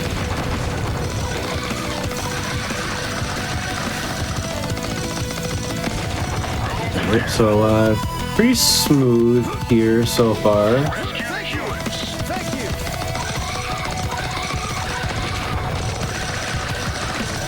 I'll try to hit those exploders and right when they come out of the door. There's a rocket. Have you seen the rocket yet? It's really good and really satisfying because it's got this epic screen shake it does. Nice. Yeah, it's super satisfying with the screen shake.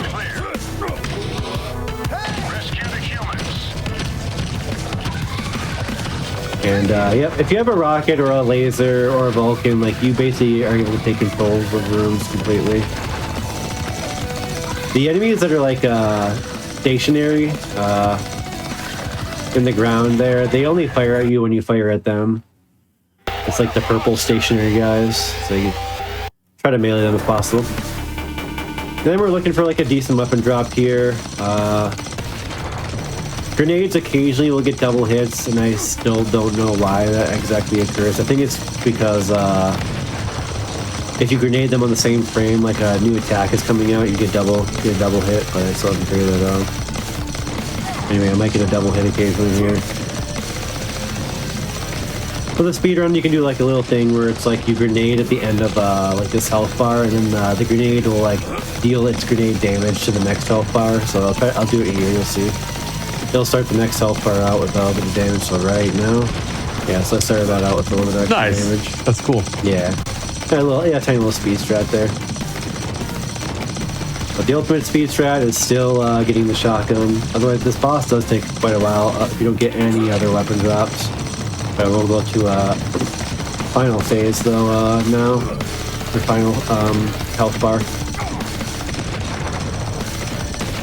And of course, someone in chat had to call out Cthulhu. Look, I wasn't going to say the quiet part out loud, chat. If you want to, though, that's up to you. Oh yeah, definitely Cthulhu vibes. Yeah. I mean, that is Cthulhu. Cthulhu or Cthulhu? Oh yeah, Cthulhu, yeah, it is. That was him. Alright, so I'm gonna get gas mask, health, and ammo. Yeah, so now we have the gassers. I don't always grab the gas mask, but I think it is a little bit safer because the gassers now are going to leave some mist, some gas behind them after I kill them, and it's just nice to be able to freely melee them and move around freely without having to worry about avoiding the gas. I could have potentially not went for it, but I think we're doing pretty good on tags here. This is when the game's going to get kind of crazy with the amount of spawns. Not these early rooms, but these later rooms it's probably gonna get kind of crazy.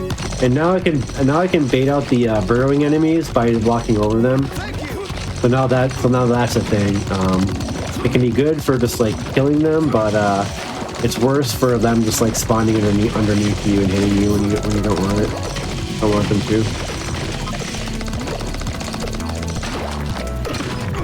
All right, that was a bit of a clumsy hit there. Alright, moving on. But yeah, ideally you want to just try to stay in control of these rooms the best to your ability. Right now I got a bunch of gassers, all three of them all in one spot, which is pretty rare. And we're just working it. This is a rebound shot. It's not very good. Took a damage because there was an enemy like right in front of me. And now I'm down to 3 health. So I really gotta watch the health here, so I focus a little more on playing. No worries. Once I'm down to 1 health, yeah, I mean, it's really, really, really, really bad. Really, really, really bad. But we got a rocket drop, which is great. Probably use this to retake control here. Oh, he jumped right on me. Oh no. Yeah, I can't believe it. Oh my god, yeah, I just wasn't in a good spot there. Yeah, so now I'm on 1 health, so now I'm really hoping a health or weaponry will carry me through, but yeah, this is really not a good look now. Have to play a little conservative now. And probably use some grenades as well. So I can just like clear some more stuff out. Okay, we managed this room. I got really crazy for like 5 seconds there. Oh, okay, come on, health drop. We need it.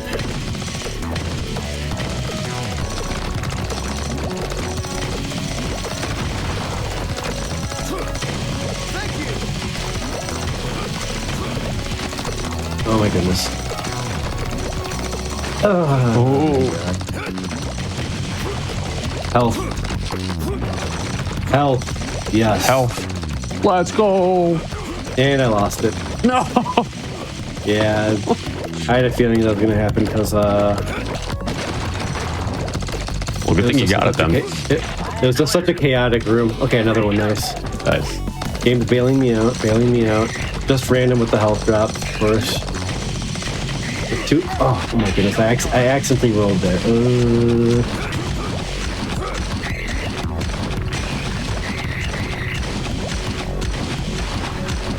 Oh man. Oh. Yeah, we lost the good ending, sadly. Yeah, that the bats had that spread shot, and then at the same time I had like the gasser like do the homing attack on me. Needed to be more aggressive there. Yeah, so we won't get to see the final boss, unfortunately, this one. That's fine. It'll just be hard bad ending. Yeah, it will be bad ending indeed. Because the thing with the lore for the final boss thing is that when you continue, you're like taking in like an elixir, but the elixir is like something that the bad guy like manufactured, and that's so then you just like croak over before the final boss because you like use the continue elixir. It's an item you can buy in the shop, but when you continue, just regardless, you're using an elixir technically. Alright, so we just have enough for the grenade power-up. The grenade power-up increases the splash of the grenade splash range, so I'm gonna get that now. Got real Smash TV vibes in here. Like, yeah. Like this room in particular. Oh yeah. So yeah, the lab. Now we have like mechanical enemies, and actually you mentioned these enemies are kind of like Smash TV enemies. There's like these like one turtle enemies in Smash TV. Yeah.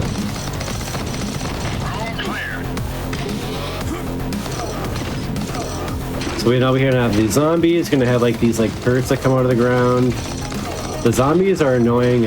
If you shoot them down normally, they go into a down state where if you run over them, if you step over them when they're downed, they'll hurt you. But you can instant kill them with their melee attack. And when they're in down state, you can also kill them by rolling over them. But yeah, like these turrets that come out of the ground, there's like these electric ones as well. Just want to really be ready with the melee a lot of the time to maintain control of the room. Now, sometimes when I continue, I don't play as good because there's less on the line, but I gotta remember not to do that this time. But sometimes I'll get a little lazy or whatever with controlling the rooms when I know I've already lost the run. But I think we can go without dying, without gaming over again here as I take another damage. The enemies that have like the electric charge, you can roll over them as they leave or as they appear. Window's pretty tight though. And then meanwhile, like the soldiers in blue, they shoot aimed attacks at you. In this level, we're going to all the rooms to get key cards to advance the level. Oh, I think I got them all.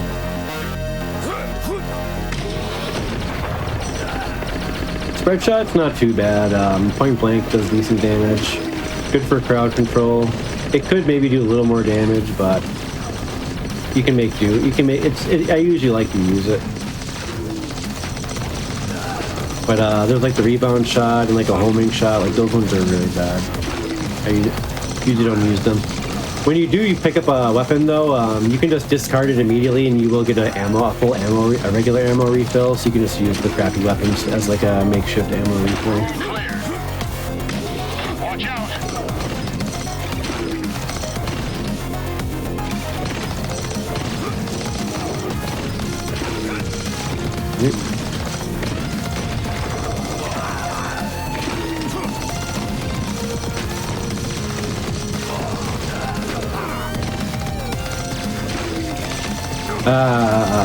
I thought that electric charge guy was the other turret enemy. For a second, kind of walked into that.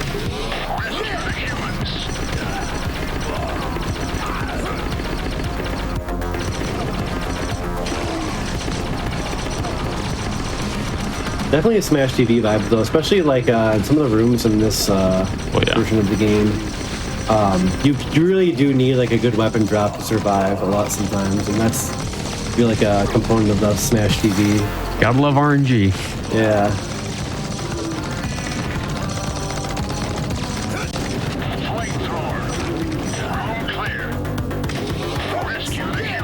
Yeah, so the health drops and all the weapon drops, like that's all just random, what you're gonna get and such. Flamethrower here. Flamethrower destroys projectiles, just nice, and also does like pretty good damage, or really good damage. Doesn't do good damage to bosses, sadly. But I will always use that. Generally. While we're clearing out these rooms, I want to let everybody know about Frame Fatales. It is another one of our GDQ communities that features women and femmes who share a passion for speedrunning, gaming, and charity. In addition to their 2 flagship events that they host year-round, they also host activities in the community Discord like Game of the Month and randomizer events. If you want to learn more about that, you can type !FF in chat to learn more or get involved in the Frame Fatales community. Had a laser for that room, so it went really smoothly. Laser is, you really want. I mean, that's like the best thing for other rooms. Sometimes I'll use it. So you always want to save the grenades for a speedrun, like for the last boss. But sometimes the opportunity to use a grenade is just too juicy, and like right there in the previous one, like I just use it, and I think that is a net gain. Oh man, a lot of these turrets over here.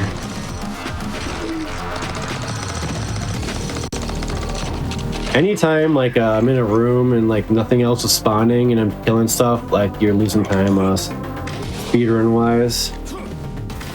Watch out. But yeah, speedrun regardless, this is a really fun game. Go ahead. I was going to ask because I noticed there's a few. This was the last area as well. Like, there's a few places where you have like multiple doors you can go through. Does it matter which one do you go through, or you just kind of like going with whichever one's closest? Right. So, like 2 of the levels, I think the rooms are optional, but usually you do have to go to all the rooms to get like key cards or like or a similar item. So this level does have key cards, and then like earlier there was 2 levels that had orbs.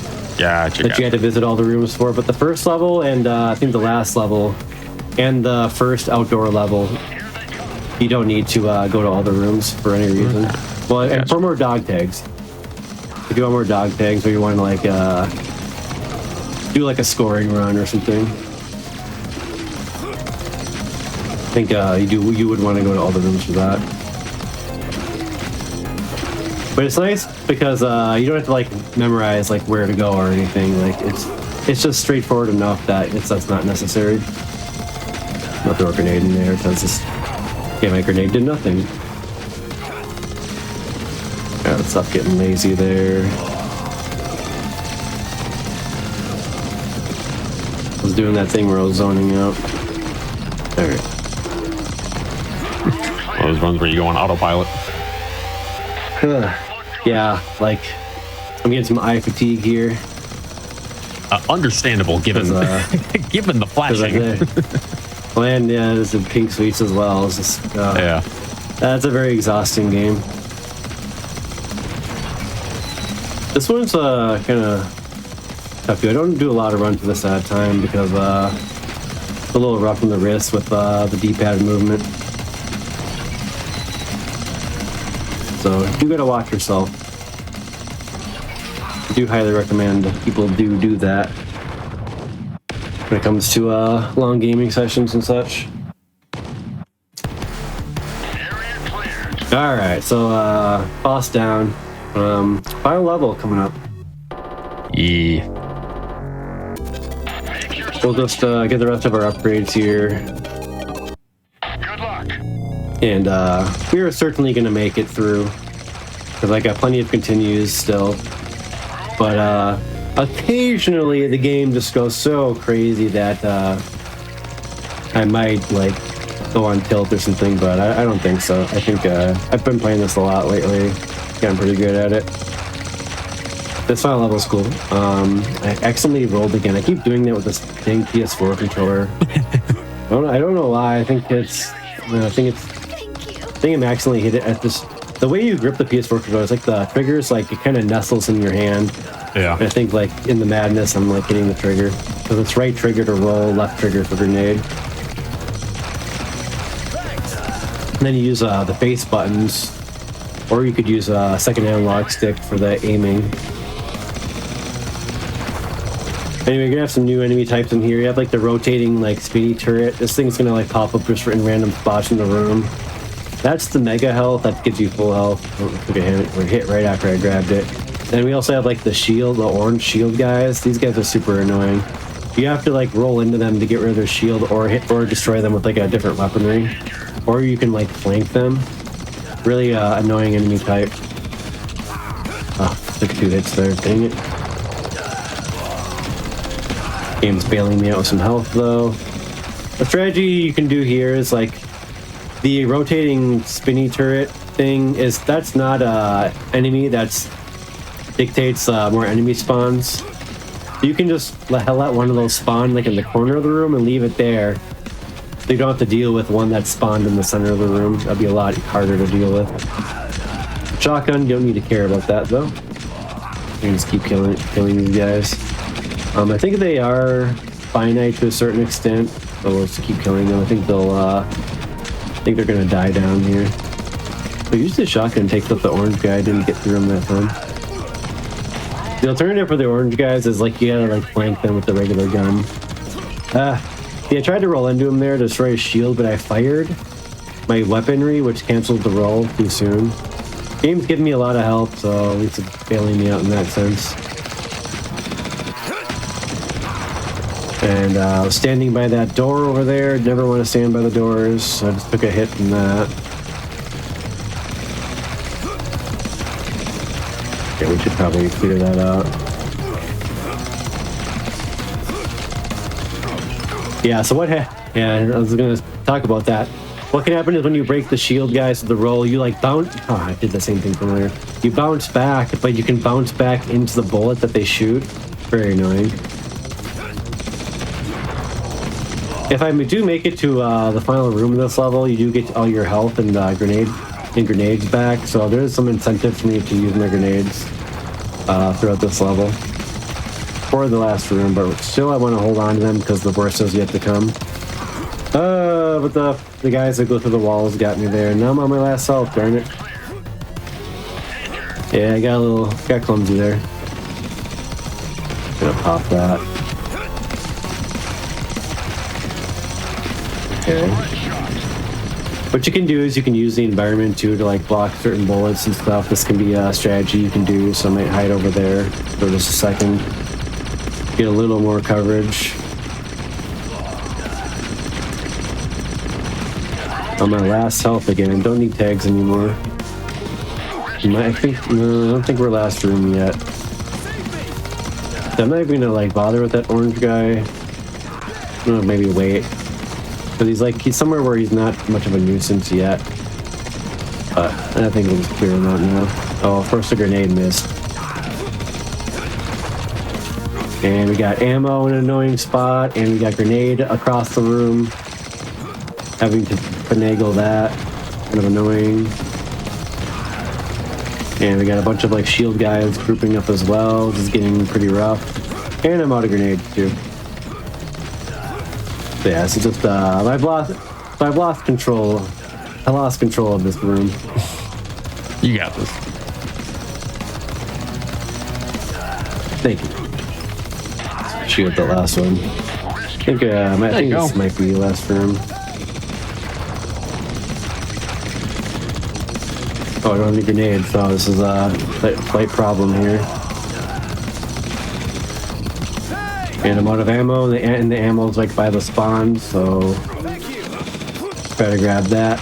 Nothing new was spawning because I needed to kill the ghosts for more enemies to come out. So it was a good moment to get back in there. Game over again. Gonna pop one of those elixirs. And we're back in. Someone in chat said, this seems difficult. Yeah. Yeah. You're not Modern wrong. version super hard. And that's time. GG. We So made he's it. just the bad guy. Is just like, you didn't realize you took the elixir, so we're just gonna have you die right here. Anyway, as you'd expect, the guy in the wheelchair turns into a monster and then turns into a bigger monster. You're not kidding. That is a bad ending. But yeah, give out the shout outs that you want and tell people where they can find you on the internet.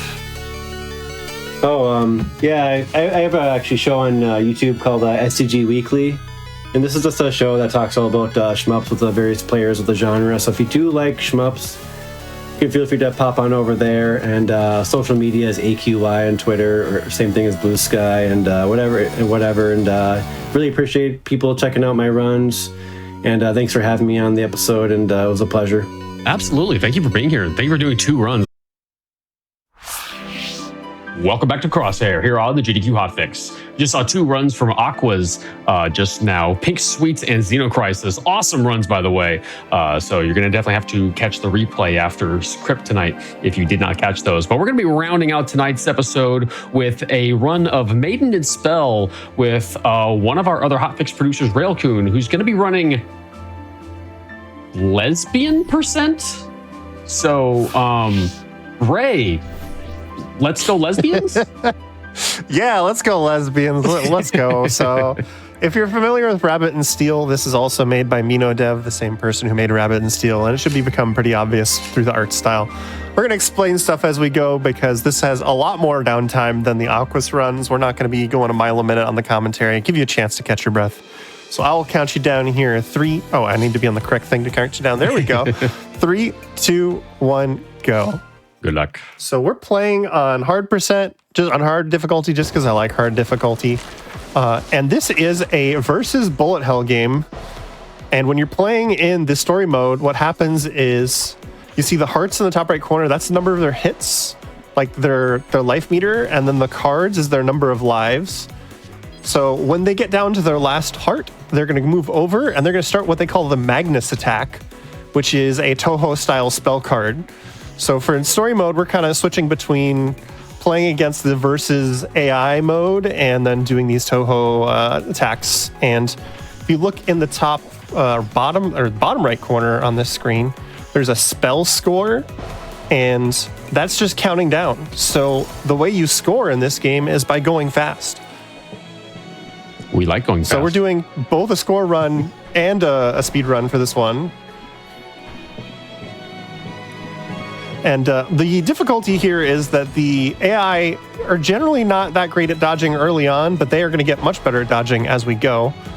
And the reason why this is lesbian %, because Dane was having fun with that, is we start off with the Hero of Frost, who is this sword and shield wielder. This like swinging of her sword and making the projectiles appear is her primary attack. She has a dodge roll as her defensive special. And then her offensive special is that big bullet deleting thing that stuns enemies. But on Magnus attacks, it also does 400 damage to the enemy. So Maiden of Frost generally likes to get up in your face and play extremely aggressive. So like at the start of these rounds, I want to hit them with that stun wave and then just get an immediate hit. And then we want to kind of chill out in the mid-range to try and get them overlapping with some more bullets while we wait for the cooldown on our stun wave. Just barely missed because that flower that the Lich of Flowers dropped is a lingering hitbox. So I can't go anywhere near that flower, and it's really annoying when she camps in it because then I can't hit her with the stun wave. So you can see they can kind of troll like this, even though it's an AI, second wave. She's usually easier than that, but she's just having fun messing with us. And the Hero of Frost also has some interesting difficulty versus, speed thing where when you hold focus to move slower, her primary attack fires significantly faster. Well, not significantly faster. It fires a different pattern, which does more damage. So when you see that I'm barely moving, it's because I'm holding the focus button, and that does more damage. So we're trying to use that as much as we can, but it's hard to dodge while doing that. So we have to kind of play risk-reward of playing aggressively and using the focus to do more damage versus, having to let go to be able to move every now and then. And this pattern for Lich, she kind of drops those lingering hitboxes, so we can't hold the focus the entire time, unfortunately. But you see the cooldowns that I'm managing for the dodge roll and the offensive special, the stun wave, show up both on the bottom left, but also in these little circles around my character that progress as I use them. So if you look closely, when I use the stun wave here in a second, a big circle is going to appear around me. It says stun wave, and it's slowly ticking down like a clock. So you can see my cooldowns and how I'm managing those. And you can tell when I am focusing, not just because I slow down a lot, but the circle around the Hero of Frost kind of shifts a little bit and grows bigger when I'm holding the focus button. On some of these patterns where I want to be able to do more damage but be able to move at the same time, you can kind of stutter step by let going of both fire and the focus button at the same time. It's a very particular rhythm that's hard to get right, and if you do it wrong, you actually lose damage. So we're trying to gain some time with it here, but this is why the Hero of Frost is extremely skill intensive. And I realized we didn't explain why this is lesbian % yet, so... The story here is we are a party of 4 adventurers delving down into the Kingdom of Stars. It is said to have a Philosopher's Stone at the bottom. And as we're going, we're running into self-described monsters who are protecting the way. We also have some interactions with some of our fellow adventurers, like the Royal Arcanist here. And we fight all 4 of the quote-unquote monsters. There's 4 people in the adventuring party. And each character gets 1 fight with one of their fellow adventurers. So what we're doing here is we're going to play Hero of Frost, and then we're going to play the Royal Arcanist, who we're facing right now. And when you complete those 2 stories in your first playthrough, that unlocks a bonus story called the Maiden Spellbound, where the Arcanist gets kind of corrupted by an eldritch entity inside of the Philosopher's Stone, and you have to do a really long boss fight to try and free her. And then you get a big Chrono Trigger style hug at the end where the Maiden of Frost is like really happy that she saved her friend, and it's some heavily implied sapphic stuff going on. So lesbian %. Nice. And it's kind of like a mid-level length run here, because like doing all stories is like about an hour and a half, just a little bit longer. And this is, closer to, around 50 minutes. You gotta focus up because I'm talking and distracting myself and taking hits that I shouldn't take. But that's kind of what this game is. To go fast, you have to play aggressive and take risks. And when you start taking too many hits, you just back off and you play a little bit more carefully. So this Magnus, what she does is she puts a slow on you because the Royal Arcanist has 6 different debuffs that she can use on you. But then she accidentally reverses her shrink spell and makes us giant, which instead of reducing our damage, increases our damage, which is kind of fun. But you don't control very well because of the slow, and our hitbox is gigantic because of the big aspect of it. Ooh, she managed to dodge my stun wave there. And you see, whenever she uses her defensive special, she drops that clock, and it just absorbs bullets, and it wastes time, and it's annoying. So we'll see Royal Arcanist after this, because I'll be playing as her, and she's interesting. She likes to drop a moon on you, as you can see. And then when we're doing Maiden Spellbound, we'll be back to the Hero of Frost. So we're just going to chill going through some of these Magnus attacks. And if you have any more announcements, Dane, go for it. Absolutely. I do want to point out in chat, someone did because of the category, we did get the meme, Harold the Lesbians.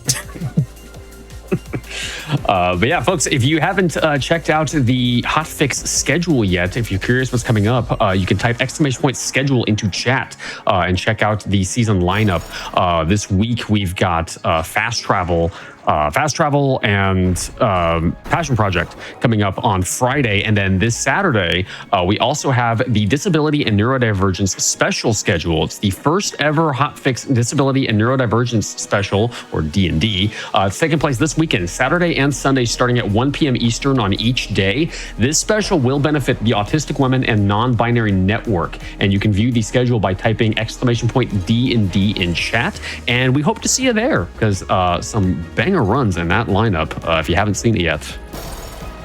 This is backup on that in case something happens. Oh yeah, I need this to one's put on it in backup. there. I forgot about that. Yeah. Yeah. Big excite. So now we're up against the Dreadworm Air.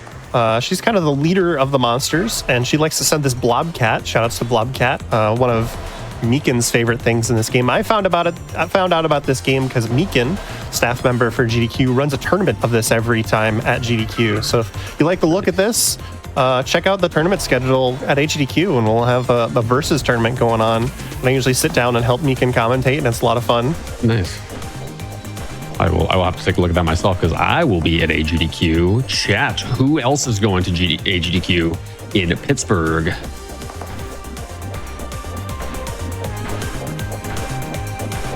This one is a little harder, so I'm being quiet because you can see the difficulty is a little bit all over the place. That's her first Magnus attack, nice. But it's pretty hard. I just kind of spaced out and stun waved while she was still in invulnerability after getting hit, so it's fine. And one of the things about Dreadworm is she's got that offensive special, that spread shot. It is extremely dense. You cannot dodge between it until it gets pretty far away from her, but it does have a maximum range. So Hero Frost loves to get in close and try to use that offensive special, the stun wave, to get hits.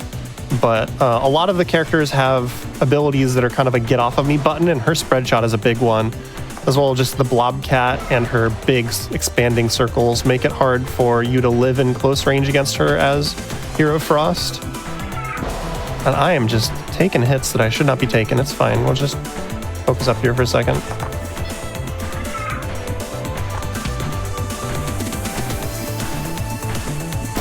There we go. Ooh, nice. So generally, when we get into the Magnus attacks, it's fine if I take a few hits, just as long as I don't run out of hearts, because if I run out of hearts, I lose a card in the top left. And if it's not their final Magnus attack, I will have to go through their entire health bar again. She's not popping that, which is problematic because those big circles, they don't look very threatening at the moment, but when she pops it, they grow by 50%. And then if you're in that growing range, you take the hit and it hurts. So when she sends them out and she doesn't pop them, they slowly grow over time. So when they do get popped, they're even larger. So it kind of can set up some traps, especially if she decides to follow it up with the Blobcat. So Dreadworm can be pretty scary. But thankfully, a lot of her Magnus attacks let us just live in close range right up against her. Like this one, we're just gonna kind of track her going up and down to barely avoid these bouncing circles. Blobcat is so funny to me, though. I love the Blobcat. You can see why it's Meekin's favorite. It's just adorable. Yeah.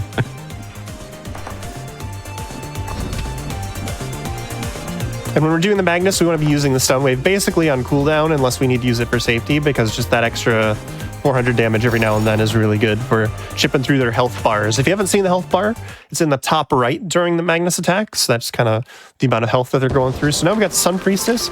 She is, all of her attacks are food themed, basically. The community has tried to name them after bits of food because she has these pancakes she throws out. And then she's got the diamonds and the circles. I don't remember all of the unofficial names they've given to her. They have failed to give a food name for the diamond attack, but it is her most infamous attack because it is extremely dangerous. And she's difficult for Frost because she likes to send out these pancakes. And if you try to use your stun wave while her pancakes are on the field, they linger for a while and you'll still wind up getting hit. And all of her Magnus attacks involve the pancakes doing various different things, which can be pretty annoying, and you have to kind of maneuver around them very specifically. Just a little bit too close. Yeah, I'm surprised no one said sugar crystals for the diamonds, because that seems, I don't know, seems like an easy one. And I did take one too many hits there. Do have to restart this life. It's fine. As long as we don't lose all of our cards in the top life, it's just restarting the hearts here. And you see that they get better at dodging as we get through the story campaign. So the first couple fights, they kind of take hits pretty easily. But now that we're up against Sun Priestess here and some of the later ones, you'll see that they are much better at dodging than the first two were. So they can waste your time a little bit, and you absolutely do not want to have to restart them if you can. But this is one of those games that's, you saw it with Aquas. Aquas is extremely good at Pink Sweets, but talking while playing that game is just another level of difficulty. Yeah.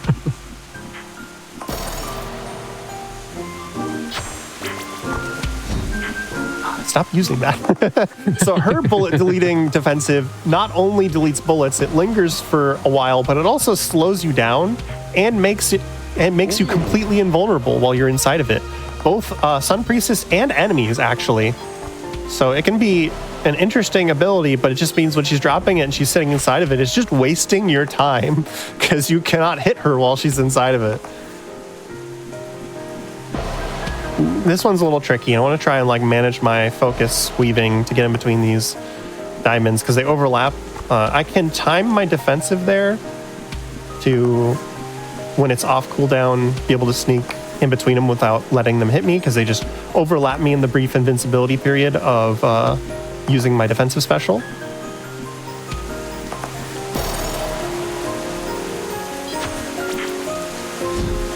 You see the slow there, which is kind of tricky because her, like I said, her pancake hitboxes linger for a little bit.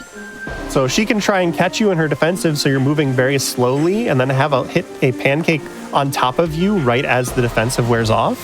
And then you can take an immediate hit once you're vulnerable if you're not paying enough attention. So Sun Priestess is quite annoying. Her AI, when she's scaled to be in the later part of the story for a character, can be really nasty.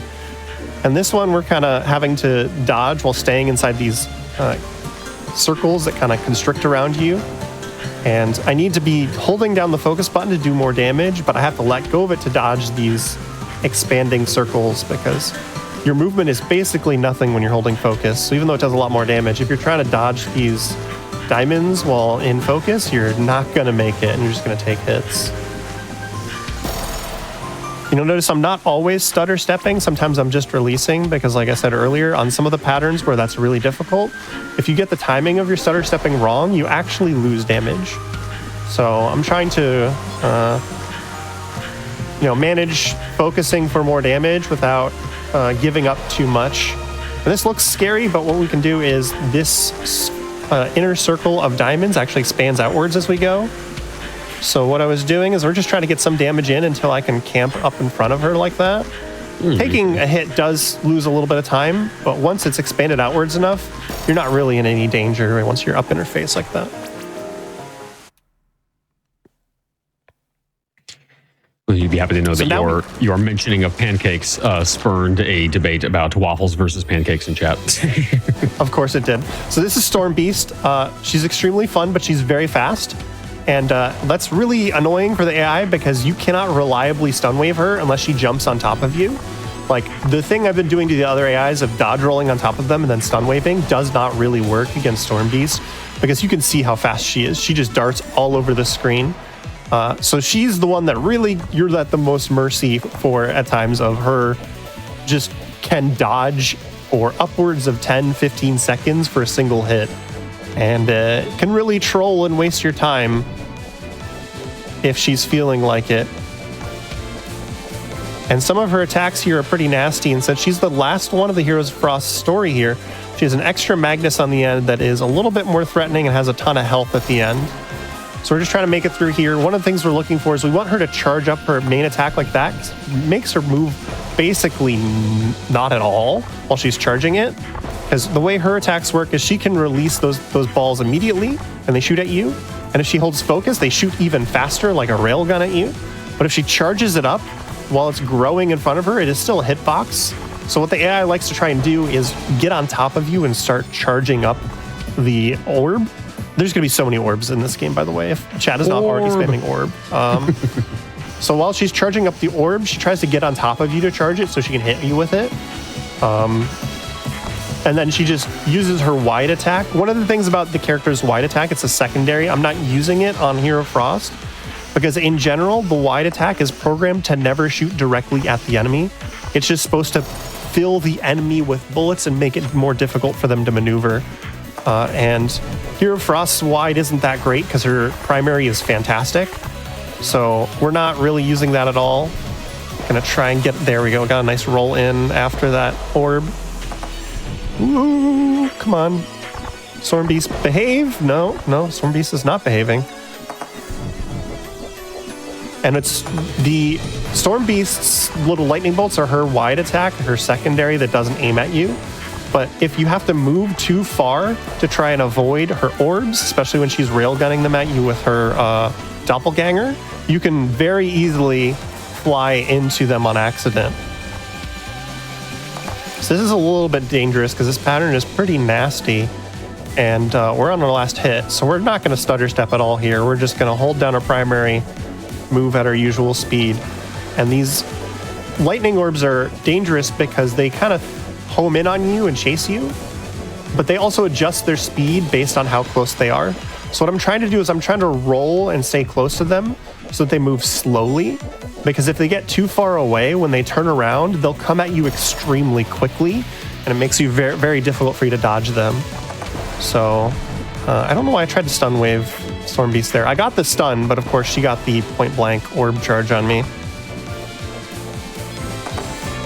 So we're almost done with Hero Frost here. We've got 2 more Magnuses to get through. Ooh. When she summons her doppelganger, it kind of shoots it forward, and the AI did a really good job of dropping it directly on top of me and then shooting her primary.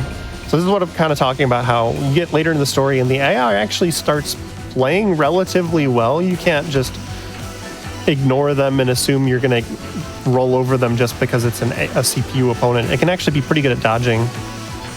So this one, Storm Beast is just going nuts, flying all over the place because she's showing off how fast she is. So basically what happens is the entire screen is her hitbox right now, and we just have to avoid these overlapping lightning bolts.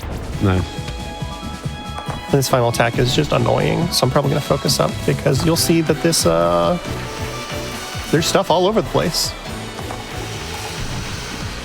Same thing where the entire screen is her hitbox, but the doppelganger is appearing and summoning these orbs that shoot just a ton of lightning bolts at you. So I'm just using the stun wave defensively here, trying to hold out and make sure that Storm is in low health before the second part of this attack starts, where it's now a damage race and this expands outwards, and you gotta try and take her out before you have run out of space.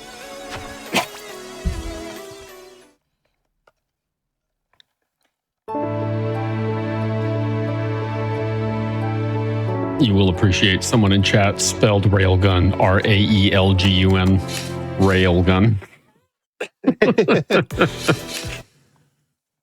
So now we have the Royal Arcanist. And among the 4 adventurers, the Arcanist and the Hero Frost are kind of close to each other. They're friends, which is kind of why it makes sense, the whole lesbian percent thing. And what we're going to try and do is we're basically going to try and drop a moon on them because it makes the AI dodge the moon. And then while they're doing that, we try to send our primary, which is that shotgun of bullets, directly at them. And what will happen is most of the time the AI, if they're not getting hit by the moon, they'll go right into the shotgun of bullets. And if they avoid the bullets, they kind of get hit by the moon. When they're in the Magnus attacks, instead of having 6 debuffs, like I mentioned earlier, only 3 of them apply. And all 3 of them do just good DPS to the Magnus attack. So what we're trying to do during the Magnus is send out the moon while they're invulnerable, drop all 3 of our debuffs, and then we cycle our moon and our primary attack until the debuffs are about to wear off, and then we send them out again. And we're kind of just trying to do this DPS rotation, making sure the moon is always overlapping. We've always got the debuffs, and we're always sending our shotgun at them. So you can see the Lich gets kind of demolished by the Arcanist. She's extremely fast. She can kill the Magnus attacks very quickly just because she does very high DPS against them.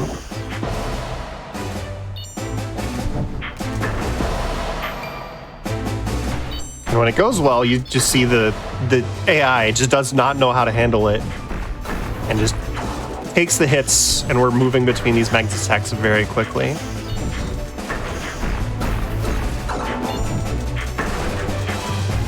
Generally, for the optimal damage cycle that I've found, you want to be alternating your moon with two primary attacks, and then after every third moon, you want to be sending out your debuffs to refresh them against the Magnus attacks.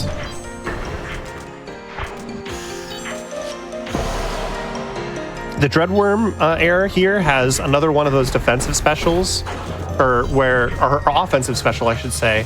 It deletes bullets in that huge circle, but it will also hit you if you're caught in it. So we're having to be careful. Ooh.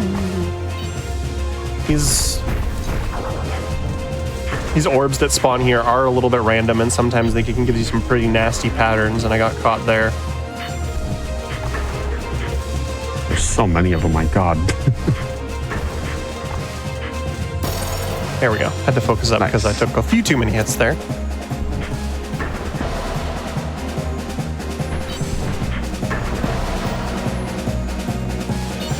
One of the things you'll see is I'm not firing the moon immediately, because what I'm trying to do is I'm trying to let their invincibility wear off, because you get a few seconds of being invulnerable after every hit, and after you finish their Magnus, they're invulnerable for a few seconds as well.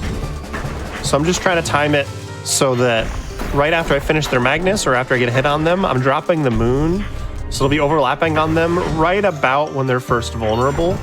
So when they try to dodge away from the moon, they go right into my shotgun, or vice versa.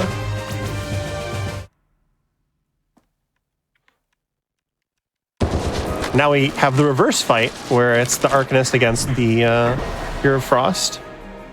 And hopefully she behaves, because she can be nasty. You saw that, how good the overlapping primary fire is when I was playing the Hero of Frost. So if she decides to misbehave, she can make it really difficult to get through her patterns.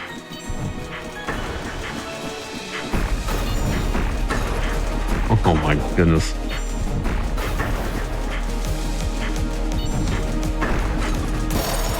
Ooh, there we go. If you look in the bottom right, there's all the Magnus attacks keep track of your time. And that was a new record on that Magnus attack. I did really well on it. Nice.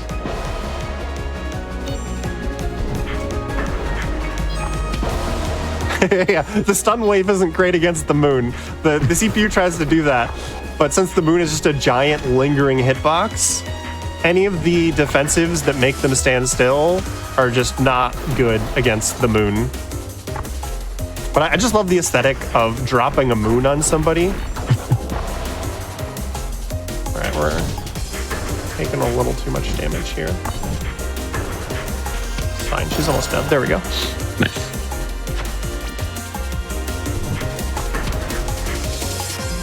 Ah, there we go. She was actually getting some good graze dodges in there.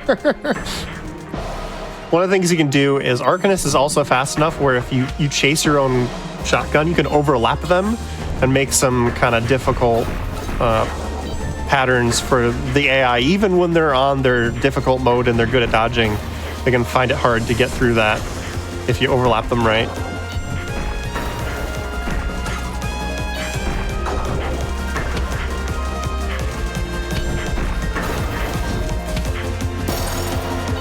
There's another record. I thought I actually messed that up a little bit, but I guess not. And this one is just chaotic because this is a bunch of random bullets.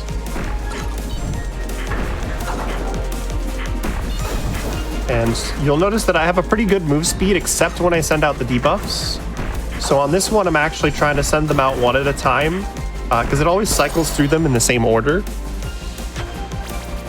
So I can keep all three of them up by cycling through them one at a time like that.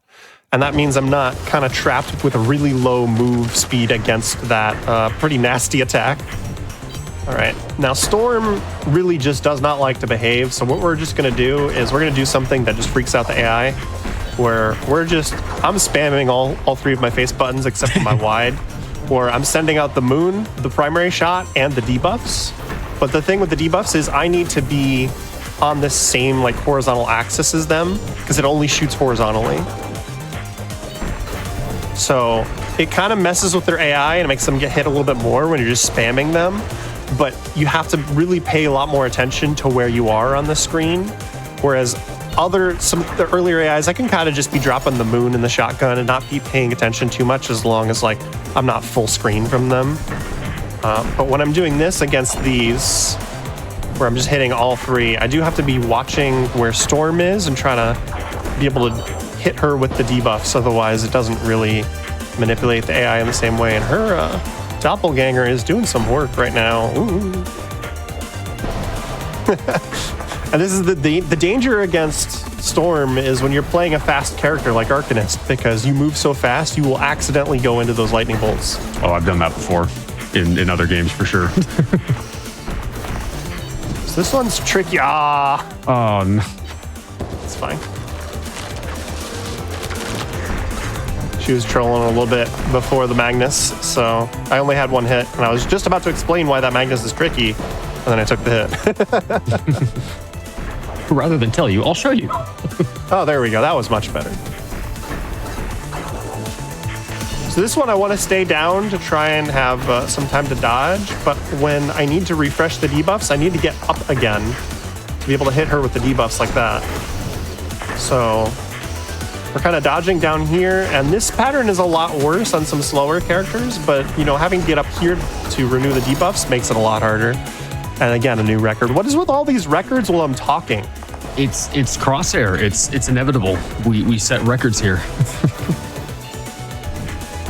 Most of these are like records by a few milliseconds, to be clear, but it's still a record. It's still a record. It counts. Oh god. Okay, so she's doing this one, and you'll notice that a lot of the debuffs, the way that they do damage is with lingering hitboxes to stay on the screen. So this one is tricky because she moves all over the place, and if you let her get too far away, she moves out of these lingering damage hitboxes like that red skull and the green poison orbs.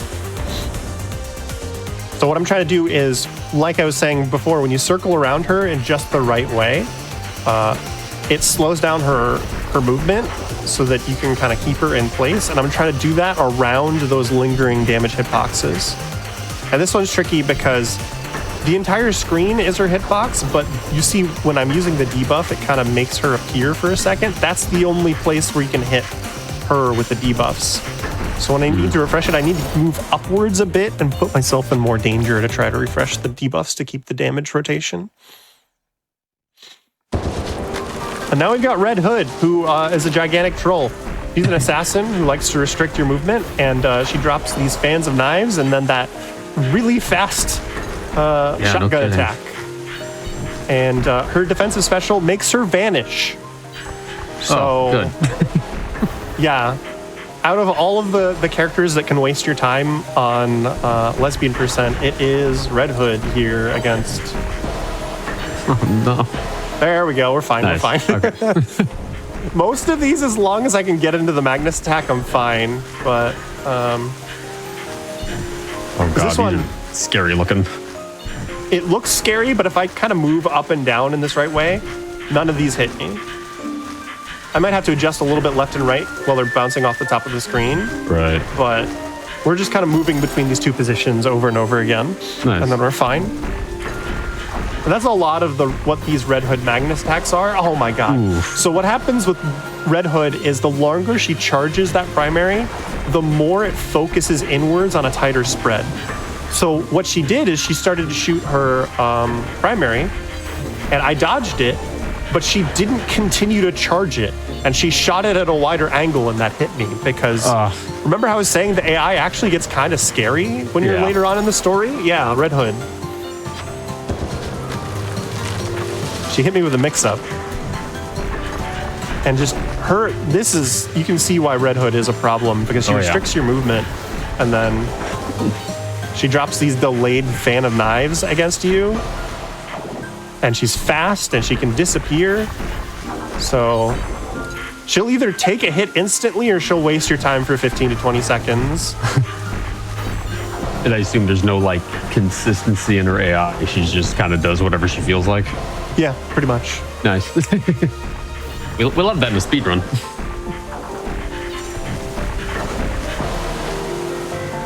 We got through that one. Nice.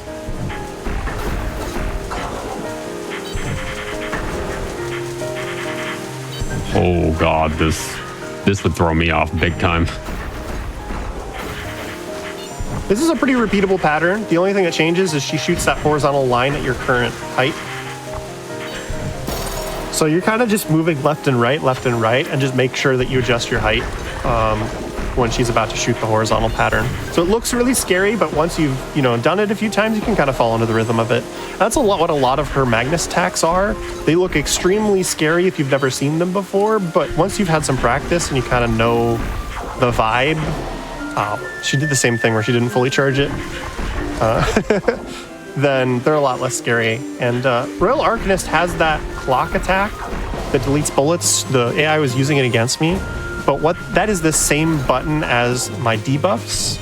And the way you use it is by holding the debuff button. And when you do that, you lose your debuffs for the entire cooldown of the offensive special. So I'm trying not to use it if I can, because the debuffs are so valuable. I want to still be able to keep using them. How is that a record? I don't understand. GG. And this is another one that looks terrifying, but what happens is you realize you can hug the center of the screen and just rotate with the knives, and you are not in any danger. But I'm sure if I didn't point that out and you were just looking at this, you'd be, pogging out of your gourd. Maybe some people still are pogging out of their gourd in chat.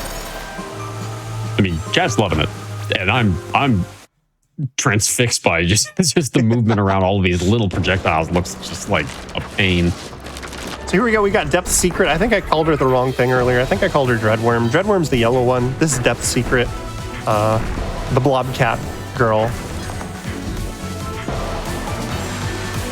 And hopefully she behaves. Because she can set up some nasty traps with the expanding circles and then really restrict your ability to move around the screen, and then she just chases you with a Blobcat. So hopefully she's going to behave here. Again, this Magnus attack, I feel like is more difficult than it should be for her first Magnus, because some of her other ones are just way easier than that. She got me from behind. That's what I was talking about. When she shoots the second one, it expands. Cheap shot. So she sent a second one, and I thought I was out of range of it, but the one behind me just barely tagged me from behind. So this one, what she does is she likes to kind of move onto your level and shoot a horizontal Blobcat at you.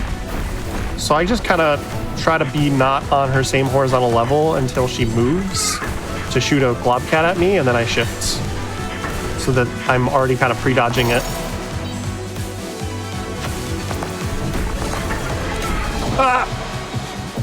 The Blobcat coming out the side of this, like horizontally, reminds me so much of the one segment of Celeste when you get the one dude who just like lunges at you. Oh, the hotel keeper. I don't remember his name. Yeah, that one. Yeah, I know who you're talking about. Same energy. I could have told you his name if I hadn't been prompted. And then it's that thing where, like, suddenly now that I'm trying to remember his name, it has left my brain. While also speedrunning. Like, speedrunning is I'm like not distracted at all in the slightest at the moment. Speedrun brain is real, chat. Ooh, millions of speedrunners every year. That shotgun attack she has is really nasty. Ooh, the Blobcat. Remember I said the AI gets really good later on? Yeah. I believed you. Kind of switching screens to be away from that orb because she was going to pop it and it was going to be huge. Nice. We got that same one we saw before where we're kind of going up and down, but now, since this is the last one of this campaign, she's going to have an extra Magnus attack at the end here. So we're just kind of moving up and down, following her so that I can stop getting hit by the easy part of this attack, which are the very slow orbs moving vertically. There we go. And after this, we'll go into the Maiden Spellbound, which is a 10-minute long boss fight of Oh, God. constant Magnus attacks. So if you thought this was kind of an endurance thing, wait until we get to the Maiden Spellbound. That's a whole different level, because that is a lot of stamina of getting through that, a lot of different patterns. Because you can kind of get into, like, between the Magnus attacks, some of these AIs aren't too difficult. You can kind of get a chance to catch your breath and relax, and then you get into Maiden Spellbound, it's like, what's relaxing? Starting to seem like a lot of these shmup runs are very much endurance challenges. Oh, yeah. Just like a run of attrition. The thing that'll freak people out in chat is I have aphantasia. So what a lot of people can do when they're playing shmups, if there's bullets on screen and they see they're making a predictable pattern, they can visualize where the empty space is going to be and move into that empty space. I can't do that because I can't visualize. So I have to play these games entirely reactively, where I am watching every bullet and how they're moving. And there's some patterns where I can kind of memorize this is a safe spot. But otherwise, I'm watching the bullets and reacting to every bullet instead of watching the patterns and seeing the safe spots and moving into them. That's honestly so much more impressive. Yeah, it's why on stage I have a reputation for playing, bullet hells up on stage at GDQ these days. And I generally tend to play the ones that are considered less difficult, and there's a reason for that. It makes sense. I have been working on Dodonpachi Resurrection because, there's a thing with shmup players and hating themselves, and that's definitely one of them for that game. Hey, I speedrun a shmup and accurate. Yeah, accurate. That game is incredibly difficult. So when your cooldowns come off, it makes a ding sound. My roll came off cooldown, and I thought it was my stun wave, and I tried to stun wave, and then I took a hit because my stun wave was, in fact, not off cooldown.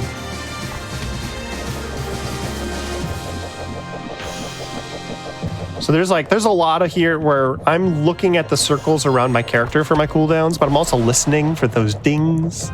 Ding, not the GDQ ding, not from GDQ, it's a different ding. And if anybody has that emote, you can feel free to spam that in chat because I said the word. I'm looking over, nobody's doing it yet. I'm sure it'll happen. Adam's in chat, so I know GDQ Adam will ding? at least. Have you not seen GDQ ding? Oh no! I'm saying like ding, chat, ding. Anybody dinging out there?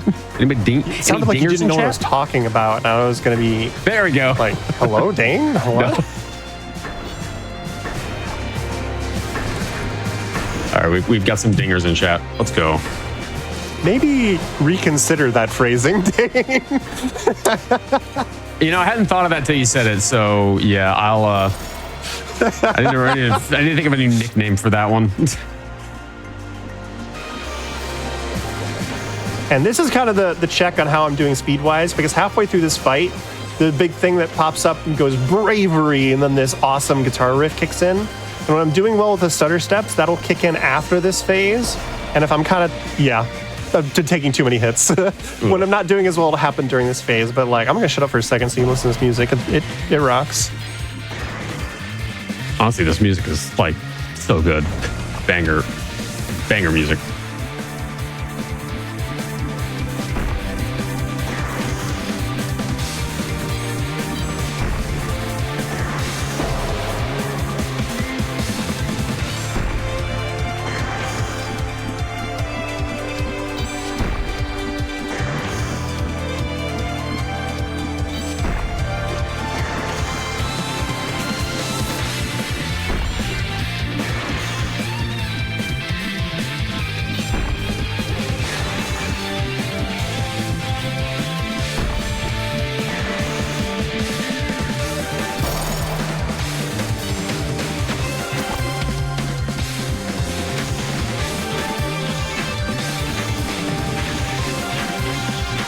This is where to start introducing a lot of these patterns that make you have to kind of cross back in on the lasers to avoid them, which if you get the timing wrong, that happens. And just this steadily increasing difficulty. There are 10 different Magnus attacks. Well, 9, really. The 10th one is, you'll see what the 10th one is when we get there. So there are 18 Magnus attacks that we have to go through in rapid succession for this fight. And you get your health back every other one.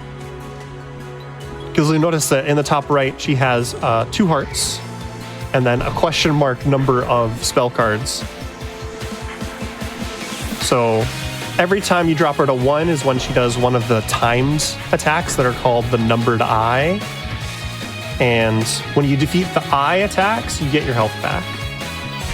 So taking a few hits is fine, just as long as you get through the eye attack without losing all of your health.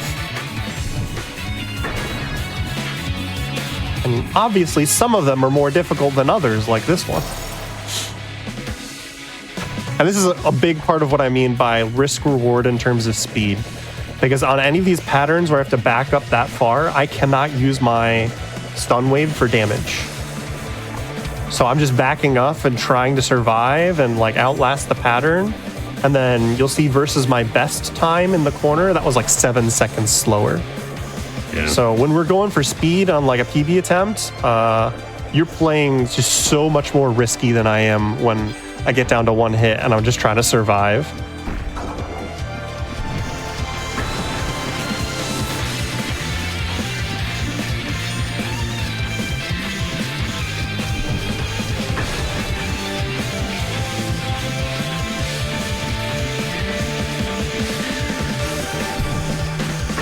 And this skull that's chasing me does the same thing I was talking about with the Storm Beast's orbs, where the further it gets away from you, the faster it starts tracking you.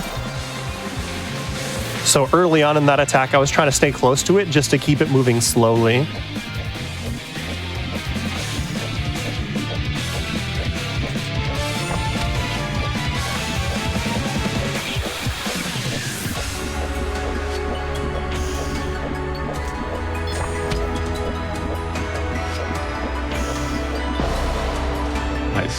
Yeah, I would have been hit by like 12 projectiles doing that. This one's nasty because it likes to just do this thing where it shoves you backwards. So you're lining yourself up to avoid the bullets, but also not get pushed back into them.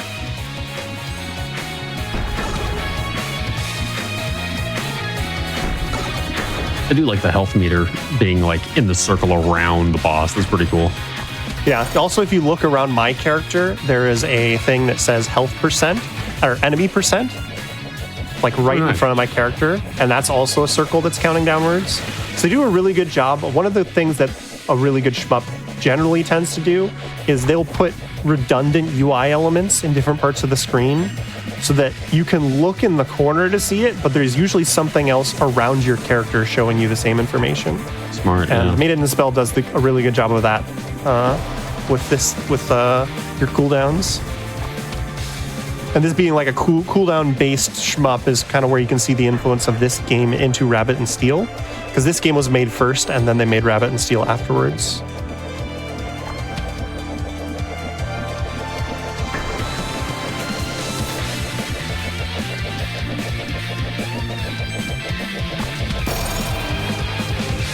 So that was the 7th eye. We've got 4 more attacks to go through, and then we've got the finale. And then we get to kind of lean into the lesbian percent there at the end of this fight. That was the offensive special, not my roll button.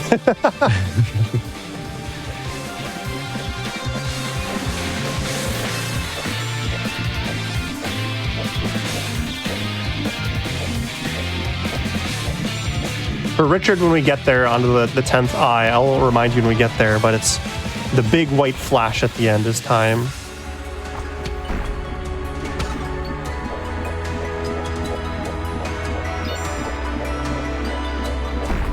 So you'll see whenever we have these attacks where she summons those big red circles around us, I'm trying to move forward every time so I have space to roll backwards to avoid them, which can make it difficult when I'm trying to move forward through this dense pattern of bullets. But if I only roll backwards, I very quickly run out of space on the screen before her health bar goes away.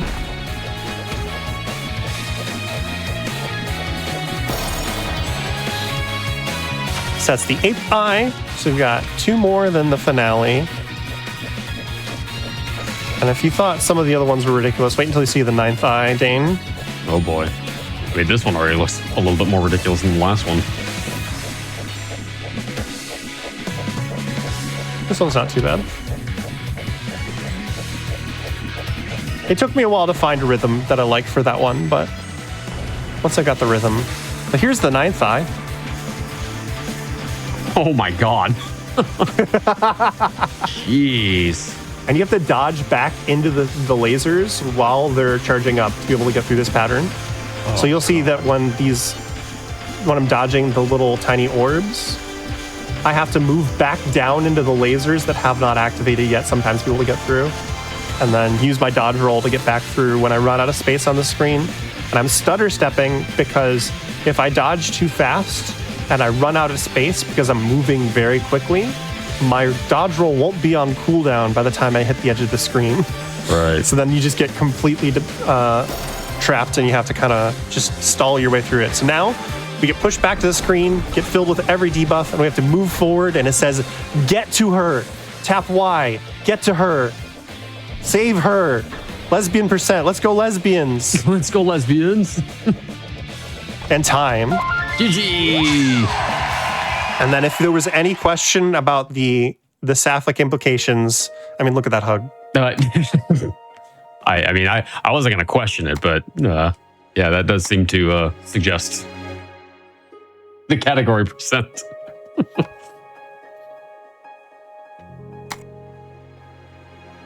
All right, well, I've been Railcoon. Thanks so much for having me on the show, Dane.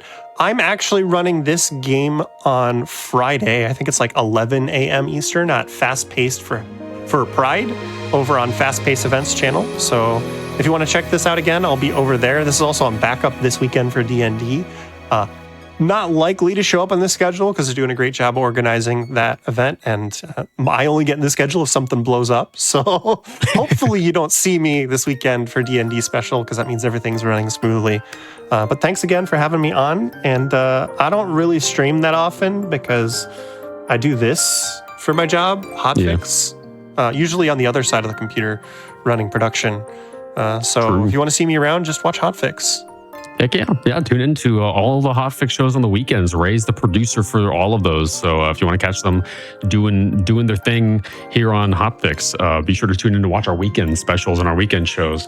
But yeah, thank you again for showing this off and for offering to run it, because I wanted to show off shmups and bullet hells, and you are definitely one of our residents shmup runners. So yeah, thank you for doing it. Yeah, thanks for having me on. Absolutely. Well, folks, all good things must come to an end, and so too it must be that Crosshair comes to an end this evening. But fear not, because the GDQ Hotfix, which is also a good thing, is not over yet. Coming up next, we've got speedruns from the Crypt, so stick around for some RE7 and the DLCs, because that's going to be coming up tonight. We'll be back in 2 weeks with another episode of Crosshair. Thank you to those of you that stuck around to join us for our Shmup and Bullet Hell episode today. And as always, no matter what your dreams, goals, or hopes are in this world, always keep them in your crosshair. We'll see you next time.